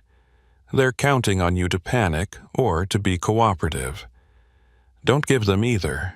I'm contacting State Patrol right now to give them your exact position and vehicle description. They'll try to get a unit to you as fast as possible, but in the meantime, you keep your wheels turning and you stay on that highway." The call ended, and Orrin immediately checked his mirrors again. The blue sedan was still there, still holding position in his blind spot like a remora attached to a shark. The pickup ahead had drifted closer, now only about 50 yards in front of his bumper, its speed decreasing gradually. Orrin recognized the tactic immediately from safety briefings. It was called a rolling roadblock, a technique where one vehicle slowed traffic from the front while others maneuvered around the target, creating a controlled environment where the mark had limited options and reduced visibility to other drivers. He grabbed his CB mic and switched to Channel 9, the emergency frequency monitored by law enforcement and emergency services. "This is an eastbound commercial vehicle at mile marker 252 on I-80, requesting immediate State Patrol assistance. I'm being followed by multiple vehicles that appear to be coordinating an intercept. Blue sedan and white pickup. I've received credible information about cargo theft activity in this area. Request confirmation of law enforcement presence and ETA." Static answered him for several seconds. Then a voice came through, male, official sounding. "Eastbound driver, this is Wyoming Highway Patrol. We copy your transmission and have units responding to your location. Can you provide your truck number and company name for identification?" Orrin rattled off the information, feeling a small measure of relief that someone official was now aware of his situation. "ETA on responding units is approximately 15 minutes. In the meantime, maintain your current speed and stay on the highway. Do not stop for any reason. If vehicles attempt to force you off the road, use your horn and maintain your lane. We're tracking your position now." 15 minutes. That was an eternity when you were being hunted. Orrin did the math quickly. At 65 miles per hour, he'd cover about 16 miles in 15 minutes, which would put him past Elk Mountain and closer to Laramie. But 16 miles of highway with hostile vehicles coordinating around him felt like navigating a minefield. Every second stretched, every mile marker that passed felt like a small victory that could be snatched away at any moment. The white pickup ahead of him tapped its brakes, red lights flashing briefly. Orrin maintained his distance, refusing to close the gap. The pickup braked again, harder this time, forcing Orrin to slow to 55 to avoid rear-ending it. This was the game they were playing, trying to control his speed, trying to create the conditions they needed. Orrin checked his left mirror. The passing lane was clear for the moment. He signaled, checked again, then moved left to pass the pickup. As soon as he committed to the pass, a dark SUV appeared in his mirrors, accelerating hard in the left lane behind him. Orrin saw it coming and made another split-second decision. Instead of completing the pass, he aborted and moved back into the right lane, tucking in behind the white pickup again. The SUV shot past in the left lane, then cut in front of him hard enough that Orrin had to brake to avoid a collision. Now he had the pickup ahead and the SUV also ahead, but in the left lane, both of them slowing, both of them working together to control the traffic pattern around him. The blue sedan was still in his right blind spot, and now a fourth vehicle had appeared, a gray pickup pulling up behind him. Orrin was boxed in completely, trapped in a diamond formation with limited options, his heart hammered in his chest, his mouth dry, his hands slick with sweat despite the cab's cool air. This was it. This was the moment where he either escaped or became another statistic, another driver who'd disappeared into the insurance investigation system. A rest area appeared on the right, a paved turnout with restrooms and picnic tables, currently empty of other vehicles. The SUV ahead of him signaled right, as if planning to exit. Orrin understood immediately what they wanted. They were trying to herd him into the rest area, away from traffic, away from witnesses, into a controlled environment where they could work without interruption. His CB crackled. "Eastbound rig, you should probably take this rest area. Your trailer's looking really unstable back there. Swaying pretty bad. I think you've got a load shift issue." The voice was calm, helpful, concerned. Exactly the tone you'd use if you were genuinely worried about another driver's safety. But Oren knew better now.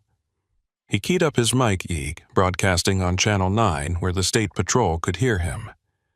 "This is the eastbound commercial vehicle at mile marker 252. 4 vehicles are now attempting to force me into a rest area, using false mechanical warnings on CB. I am not stopping, I repeat, I am not stopping, requesting immediate assistance." The gray pickup behind him started flashing its high beams, the universal signal for, "There's something wrong with your vehicle." The blue sedan finally moved, pulling ahead on the right, then cutting in front of him, giving him no choice but to brake hard or hit it. Oren's trailer wobbled as he slowed to 40, the weight of the pharmaceutical cargo shifting slightly, but the brakes held and the rig stayed in its lane. The rest area entrance flashed past on his right. Oren kept his hands locked on the wheel and his eyes forward, refusing to take the bait. The SUV that had been ahead suddenly slowed dramatically, hazard lights flashing. Brake lights glowed red, and Oren watched his following distance evaporate as the SUV decelerated from 40 to 30 to 20 miles per hour. This was a critical moment. If Oren maintained his speed, he'd rear-end the SUV and become legally liable for the accident. His career potentially over. His CDL in jeopardy. If he stopped, he'd be vulnerable to whatever they had planned. His only option was to change lanes, but the left lane was occupied by the white pickup pacing the SUV, creating a wall. Oren made a decision that went against every safety instinct he'd developed over 8 years of driving.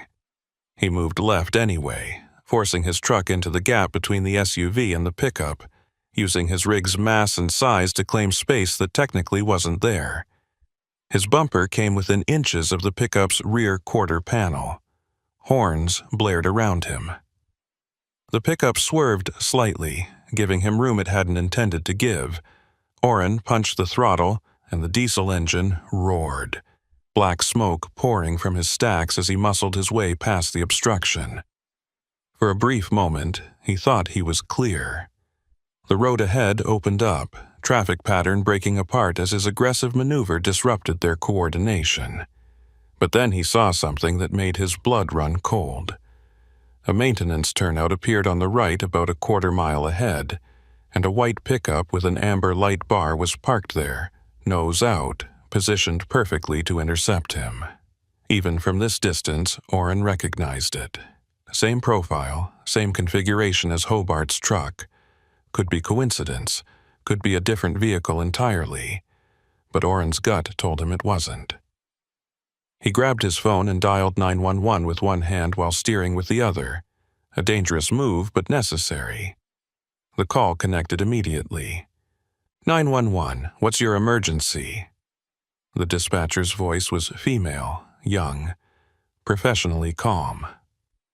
Oren forced his words out clear and fast, fighting to keep his voice steady despite the adrenaline flooding his system. I'm a commercial truck driver on I-80 eastbound near mile marker 254. I'm being followed by multiple vehicles that are attempting to force me off the highway. White pickup, blue sedan, dark SUV, gray pickup. They're coordinating their movements. There's another white pickup with amber lights parked in a turnout ahead that appears to be part of the operation. I need State Patrol immediately. The dispatcher asked him to confirm his location, and he repeated it, adding his truck number, company name, and a description of his trailer. She told him units were en route, already aware of his situation from his CB transmissions, ETA now less than 10 minutes. Stay on the line with me, Mr. Kincaid. Keep your doors locked, maintain your speed, and do not stop for anyone except a marked law enforcement vehicle. Can you describe the vehicles around you in more detail? Oran did his best, rattling off colors and approximate makes, but his attention was split between the phone and the road ahead, where the white pickup with the light bar was waiting. As he got closer, the pickup pulled out of the turnout and merged onto the highway ahead of him, accelerating to match his speed. Now he had hostile vehicles ahead, behind, and on both sides. The formation was complete, the trap set, and Oren was running out of highway before they forced him into whatever endgame they had planned. Through his windshield, Oren could see the driver of the white pickup ahead, a tall figure in a dark jacket. From this distance and angle, he couldn't see the face clearly, but something about the posture, the way the man held himself, triggered recognition. His mind flashed back to March, to Hobart standing in the snow, flagging him down, to the rancher's weathered face and helpful manner. Was this the same man? Or was his traumatized brain seeing connections that weren't there? The white pickup ahead started slowing again, brake lights glowing, forcing Oren to reduce speed. Behind him, the gray pickup closed the gap, tailgating so close that Oren couldn't see its headlights in his mirrors. The blue sedan and the SUV bracketed him on the left, creating a rolling cage. Oren's speed dropped from 60 to 50 to 40, and he knew that once he got below 30, they'd have him. At low speeds, his truck's mass advantage disappeared, and their maneuverability would dominate. They could block him completely, force him to stop, and then whatever they'd planned would unfold. "They're boxing me in," Oren said into the phone, his voice tight. "Reducing my speed, blocking passing options. I'm down to 40 miles per hour and dropping." The dispatcher's voice remained calm, a lifeline of professional competence in the chaos. "State Patrol is 8 minutes out. A helicopter is being dispatched from Cheyenne, ETA 12 minutes. Air support will have eyes on you shortly. Keep me updated on your speed and position." 8 minutes. Oran did the math. At his current rate of deceleration, he'd be below 20 miles per hour in 3 minutes, maybe stopped completely in 5. The patrol wouldn't reach him in time. He needed to do something now, needed to break the pattern, needed to create an opportunity that didn't exist in the current equation. His eyes scanned the highway ahead, looking for options, for anything he could use. A turnout appeared on the right, a paved area barely big enough for 2 cars, marked with a maintenance access sign. It was small, tight, completely unsuitable for a semi-truck and trailer, which meant they wouldn't expect him to use it. Oran made another split-second decision, one that went against everything he'd been told, everything he'd planned. He cranked the wheel right and hit the brakes hard, tires barking as he fought to keep the trailer from jackknifing. The truck shuddered and slewed sideways, the trailer's momentum carrying it toward the ditch before the brakes finally bit and brought everything to a shuddering stop. He'd pulled into the tiny turnout at an angle, blocking most of it, his trailer hanging partially into the right lane. It was a terrible parking job, dangerous and probably illegal, but it accomplished one critical thing. He was stopped in a position where the highway patrol would see him immediately when they arrived. He was visible, exposed, impossible to miss, and most importantly, he was no longer moving, which meant the crew pursuing him couldn't hurt him any further from help. The white pickup ahead had continued past, apparently not expecting Oran's sudden move. It began to reverse on the shoulder, coming back toward him. The gray pickup behind had also passed, but was now backing up. The blue sedan and SUV had pulled onto the shoulder ahead, and Oren could see figures emerging from the vehicles. His position was terrible from a defensive standpoint, but at least he'd stopped the rolling entrapment. Now it was a standoff. "I've stopped in a maintenance turnout at mile marker 254, Oren told the dispatcher, keeping his voice as steady as he could manage. "Multiple subjects are now approaching my vehicle on foot. I'm locked in my cab with engine running. Doors are secured. I do not know what their intentions are, but I am not exiting this vehicle." Through his windshield, Oren watched the white pickup complete its reverse and pull into the turnout about 30 yards ahead, positioning itself to block any forward escape. The driver's door opened and a figure stepped out. Even at this distance, even with 6 months of memory distortion, Oren recognized him. It was Hobart Lyle, the rancher who'd helped him during the March storm, the man who'd offered shelter and coffee, and whose motives Oren had questioned ever since, was standing right there, walking toward his truck with the same purposeful but unhurried gait. Oren's mind reeled, trying to process what this meant. Was Hobart part of the crew?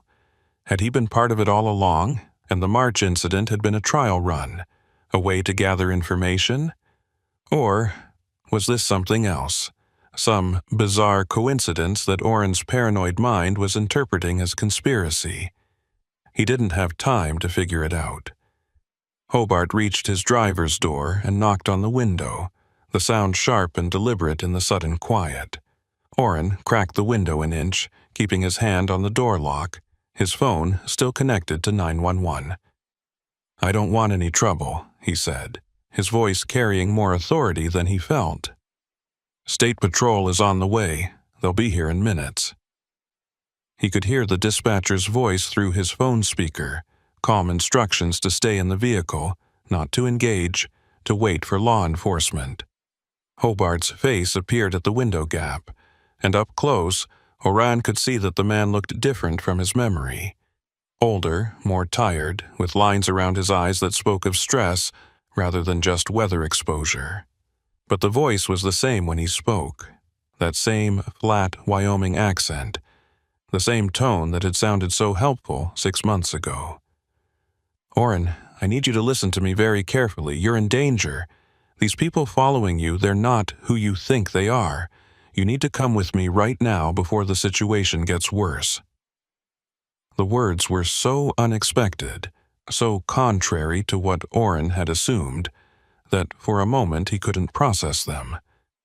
"What? You're telling me I'm in danger? You're part of this." He gestured at the vehicles surrounding him, at the people now standing near their cars watching the interaction. Hobart shook his head, his expression urgent, almost pleading. "I know how this looks, but you've got it backwards. I'm not working with them. I've been tracking them. These are the people who've been running the cargo theft ring, and when I found out they were targeting you today, I tried to intercept." Oren's mind spun, trying to recalibrate everything he thought he knew. "That's insane. Avis Renfro told me about the scam. Pearl Vandiver told me you were running it. The Highway Patrol investigated you." Hobart's face tightened at the mention of those names. Avis means well, but she doesn't have the full picture, and Pearl— He paused, pain flickering across his features. Pearl has her reasons for saying what she says, but they're personal, not factual. The truth is more complicated than either of them told you. Behind Hobart, Oren could see the other figures getting back into their vehicles. The blue sedan started moving, pulling away from the shoulder and accelerating eastbound. Then the SUV followed, and the gray pickup. Within 30 seconds, all of them were gone, disappearing into traffic as if they'd never been there. Only Hobart's white pickup remained, parked ahead of Oren's truck. "Why are they leaving?" Oren asked, suspicion thick in his voice. Hobart glanced over his shoulder at the departing vehicles, then back at Oren. "Because they know the patrol is coming. They're not going to stick around to be identified. This whole thing was an attempt to intercept you before you reached Laramie, but now that you've stopped and called it in, they're cutting their losses." He stepped back from the window slightly. "Oren, I'm going to stand right here until the patrol arrives so you can tell them everything. But you need to understand something. The story you've been told about what happened in March, about what I do, it's not accurate. And when this is over, when you've got law enforcement here and you feel safe, I hope you'll give me a chance to explain." Before Oren could respond, He saw flashing lights appear in his mirrors, red and blue cutting through the distance, growing rapidly larger. 2 Wyoming highway patrol cruisers were approaching at high speed, one in each lane, lights blazing, sirens audible now through the closed windows. They pulled up behind Oren's truck and ahead of Hobart's pickup, boxing the scene in, and officers emerged quickly, hands on their weapons, approaching with the careful caution of professionals responding to a potentially dangerous situation.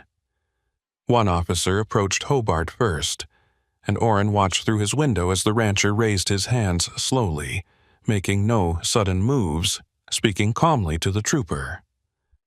Another officer approached Oren's door, a young man with sharp eyes and the bearing of someone who'd been doing this job long enough to take nothing at face value. He motioned for Oren to roll down his window fully, and Oren complied, finally feeling safe enough to break the seal of his cab. "Mr. Kincaid?" the officer asked. "I'm Trooper Bain. Are you injured? Do you need medical attention?" Oren shook his head, his voice coming out rougher than he expected. "I'm okay, shaken up but not hurt. There were 4 vehicles coordinating around me, trying to force me off the highway. They all left about 2 minutes ago except for that white pickup." He pointed at Hobart's truck. "The driver claims he's trying to help me, but I don't know what to believe anymore." Trooper Bain nodded, making notes in a small pad. "We're going to sort this out. First thing, I need you to stay in your vehicle while we secure the scene and identify everyone involved. We've got descriptions of the vehicles that fled, and we're coordinating with units down the highway to try to locate them. You did exactly the right thing by calling 911 and refusing to stop for them. That probably saved you from a very bad situation." Over the next hour, as more patrol units arrived and the scene became a hive of official activity, Oren gave his statement multiple times to different officers. He described the CB calls, the vehicles surrounding him, the way they'd coordinated to box him in. He mentioned the March incident with Hobart, the warnings from Avis and Pearl, the months of paranoia and uncertainty, and he described Hobart's claim that he wasn't part of the crew but was tracking them, a claim that seemed designed to sow confusion and create doubt. While Oren was giving his statement, he watched the troopers interview Hobart. The rancher stood beside his pickup, gesturing occasionally, his body language open and cooperative. At one point, one of the troopers opened Hobart's truck and pulled out what looked like a laptop or tablet. They spent several minutes looking at whatever was on the screen, and Oren saw the trooper's expression change from skeptical to interested. Eventually, Trooper Bain returned to Oren's truck. "Mr. Kincaid, we need to ask you some questions about Hobart Lyle. When you encountered him in March, did he ever ask you about your cargo? Did he show unusual interest in your trailer or your paperwork?" Oren thought back, trying to remember details from a night that seemed like years ago now. "He asked if I needed anything, if the heat in the barn was enough, if I wanted food, but he never asked about my load specifically. He never went near my trailer that I saw." Trooper Bain nodded, making more notes. "And when he approached you today, what exactly did he say?" Oren recounted the conversation as accurately as he could. Hobart's claim that he was tracking the crew, that Oren was in danger, that the story he'd been told was incomplete. Bain's expression was unreadable as he listened. When Oren finished, the trooper was quiet for a moment, choosing his words carefully. "Mr. Kincaid, I'm going to tell you something that's part of an ongoing investigation, but given your involvement, you have a right to know. Hobart Lyle has been working as an informal cooperating individual with our cargo theft task force for the past 18 months. He's not law enforcement, he's not officially employed by any agency, but he's been providing information about suspicious activity on I-80 through this corridor. The reason he was out here today is because he'd received information that a crew was planning to target a pharmaceutical load, and he was trying to provide advance warning. Oren felt like the ground had shifted beneath him, like everything he thought he understood had been inverted. But Avis said, and Pearl said, everyone was warning me about him. Bane nodded. I know. And from their perspective, their warnings were justified based on the information they had. Avis sees patterns in delay reports and makes logical inferences. Pearl has personal history that colors her view. Neither of them knew that Hobart had approached us after his divorce and offered to help track the people he suspected were using his property as a staging area during his marriage. We couldn't give him any official status, but we accepted his information, and so far it's been accurate. The trooper paused, letting that sink in. The crew that was pursuing you today matches descriptions from 3 previous incidents.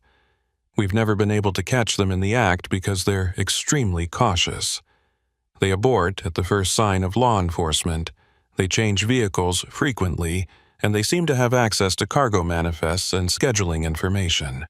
Today was the closest we've come to an interception, and it's because Hobart gave us advance warning that allowed us to position units in the area.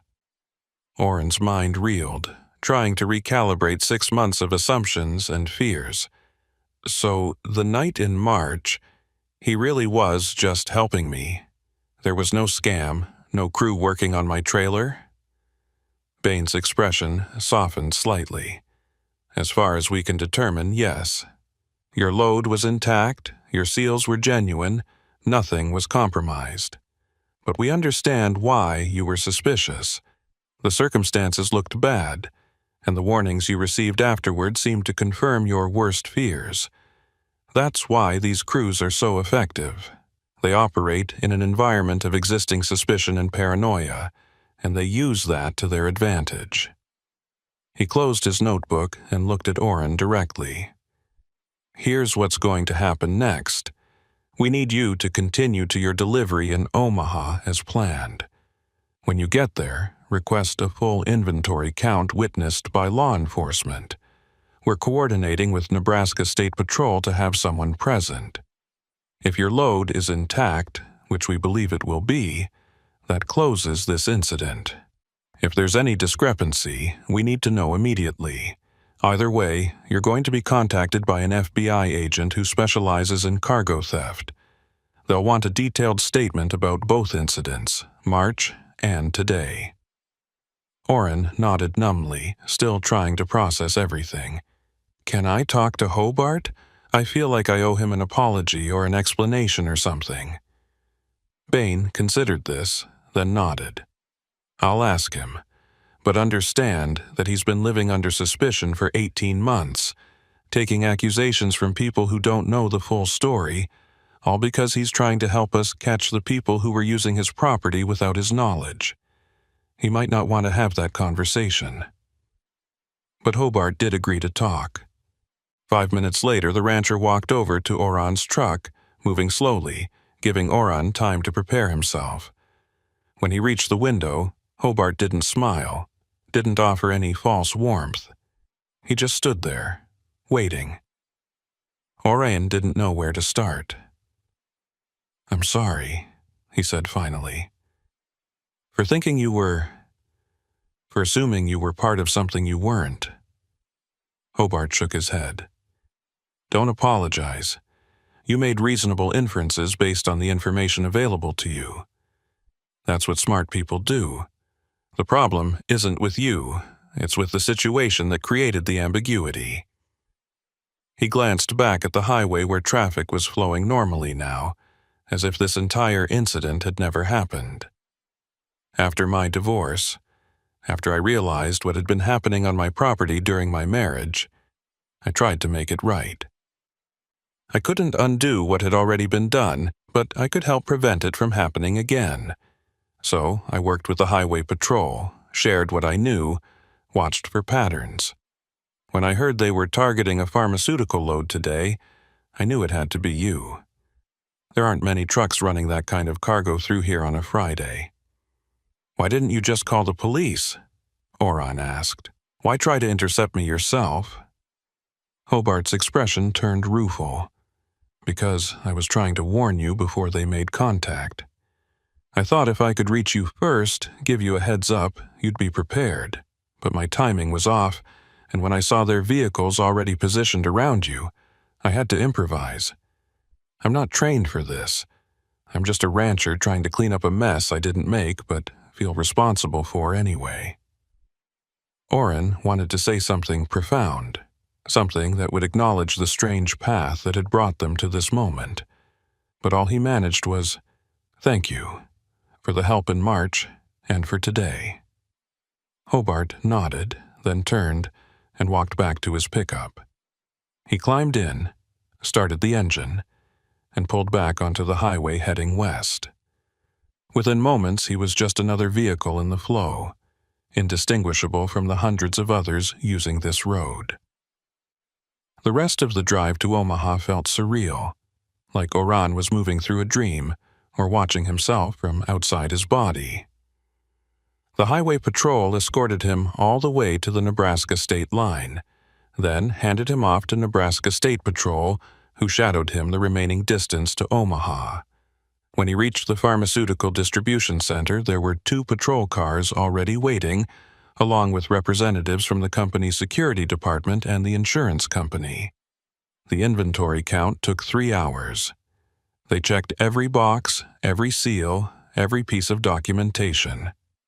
When they finished, everything was accounted for. Not a single item was missing, not a single seal was compromised.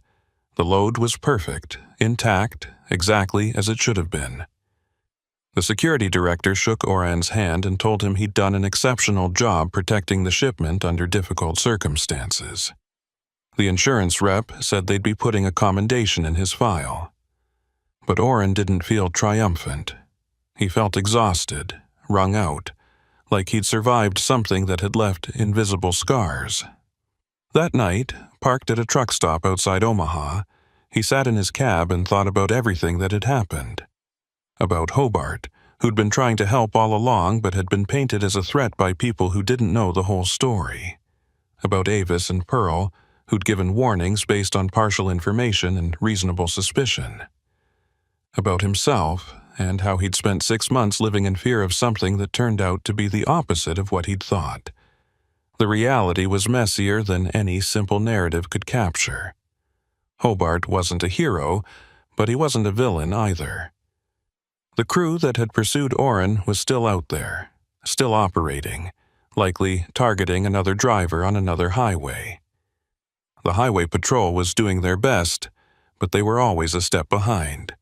And Oran was just one driver in a system that had too many vulnerabilities and not enough oversight. His phone buzzed with a text from dispatch.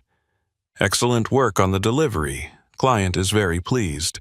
Got another load for you, Omaha to Portland. Picks up Monday morning. Premium rate interested?" Oran stared at the message.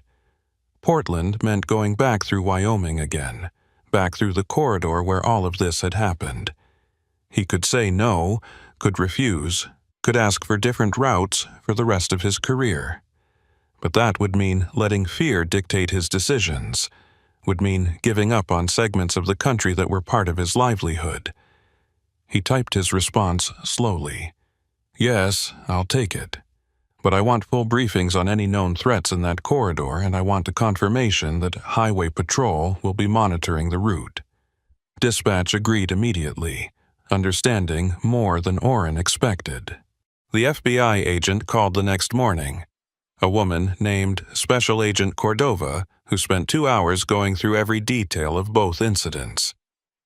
She told Oran that his information had helped identify 2 of the vehicles and 1 of the crew members. Arrests were being planned, warrants were being prepared. It would take time, but progress was being made. When the call ended, Agent Cordova said something that stuck with Oran. "You did everything right, Mr. Kincaid. You trusted your instincts, you called for help. You didn't let yourself get isolated. But I want you to understand something.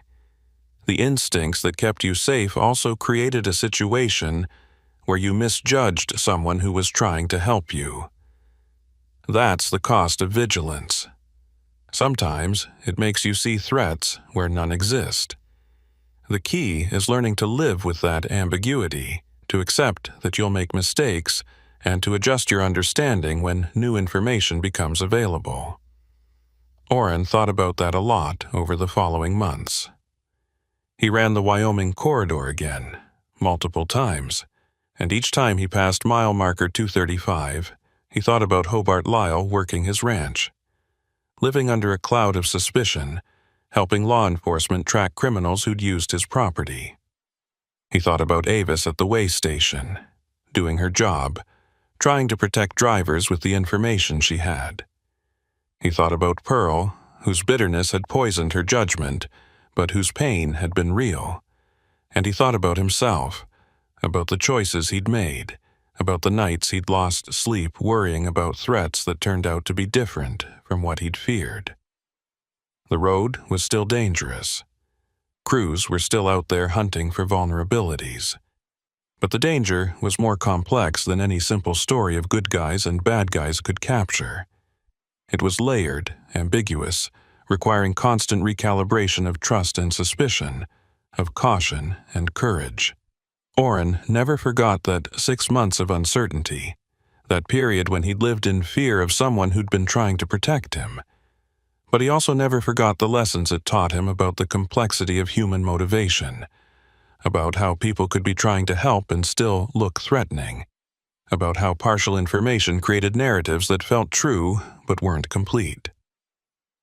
The road had always been a teacher, harsh and unforgiving, but generous with its lessons to those who paid attention. And Orrin paid attention. Every mile, every load, every choice. Because that was what survival required. Not certainty, which was impossible, but the willingness to act despite uncertainty, to trust despite doubt, and to keep moving forward even when you couldn't see clearly where the road would lead.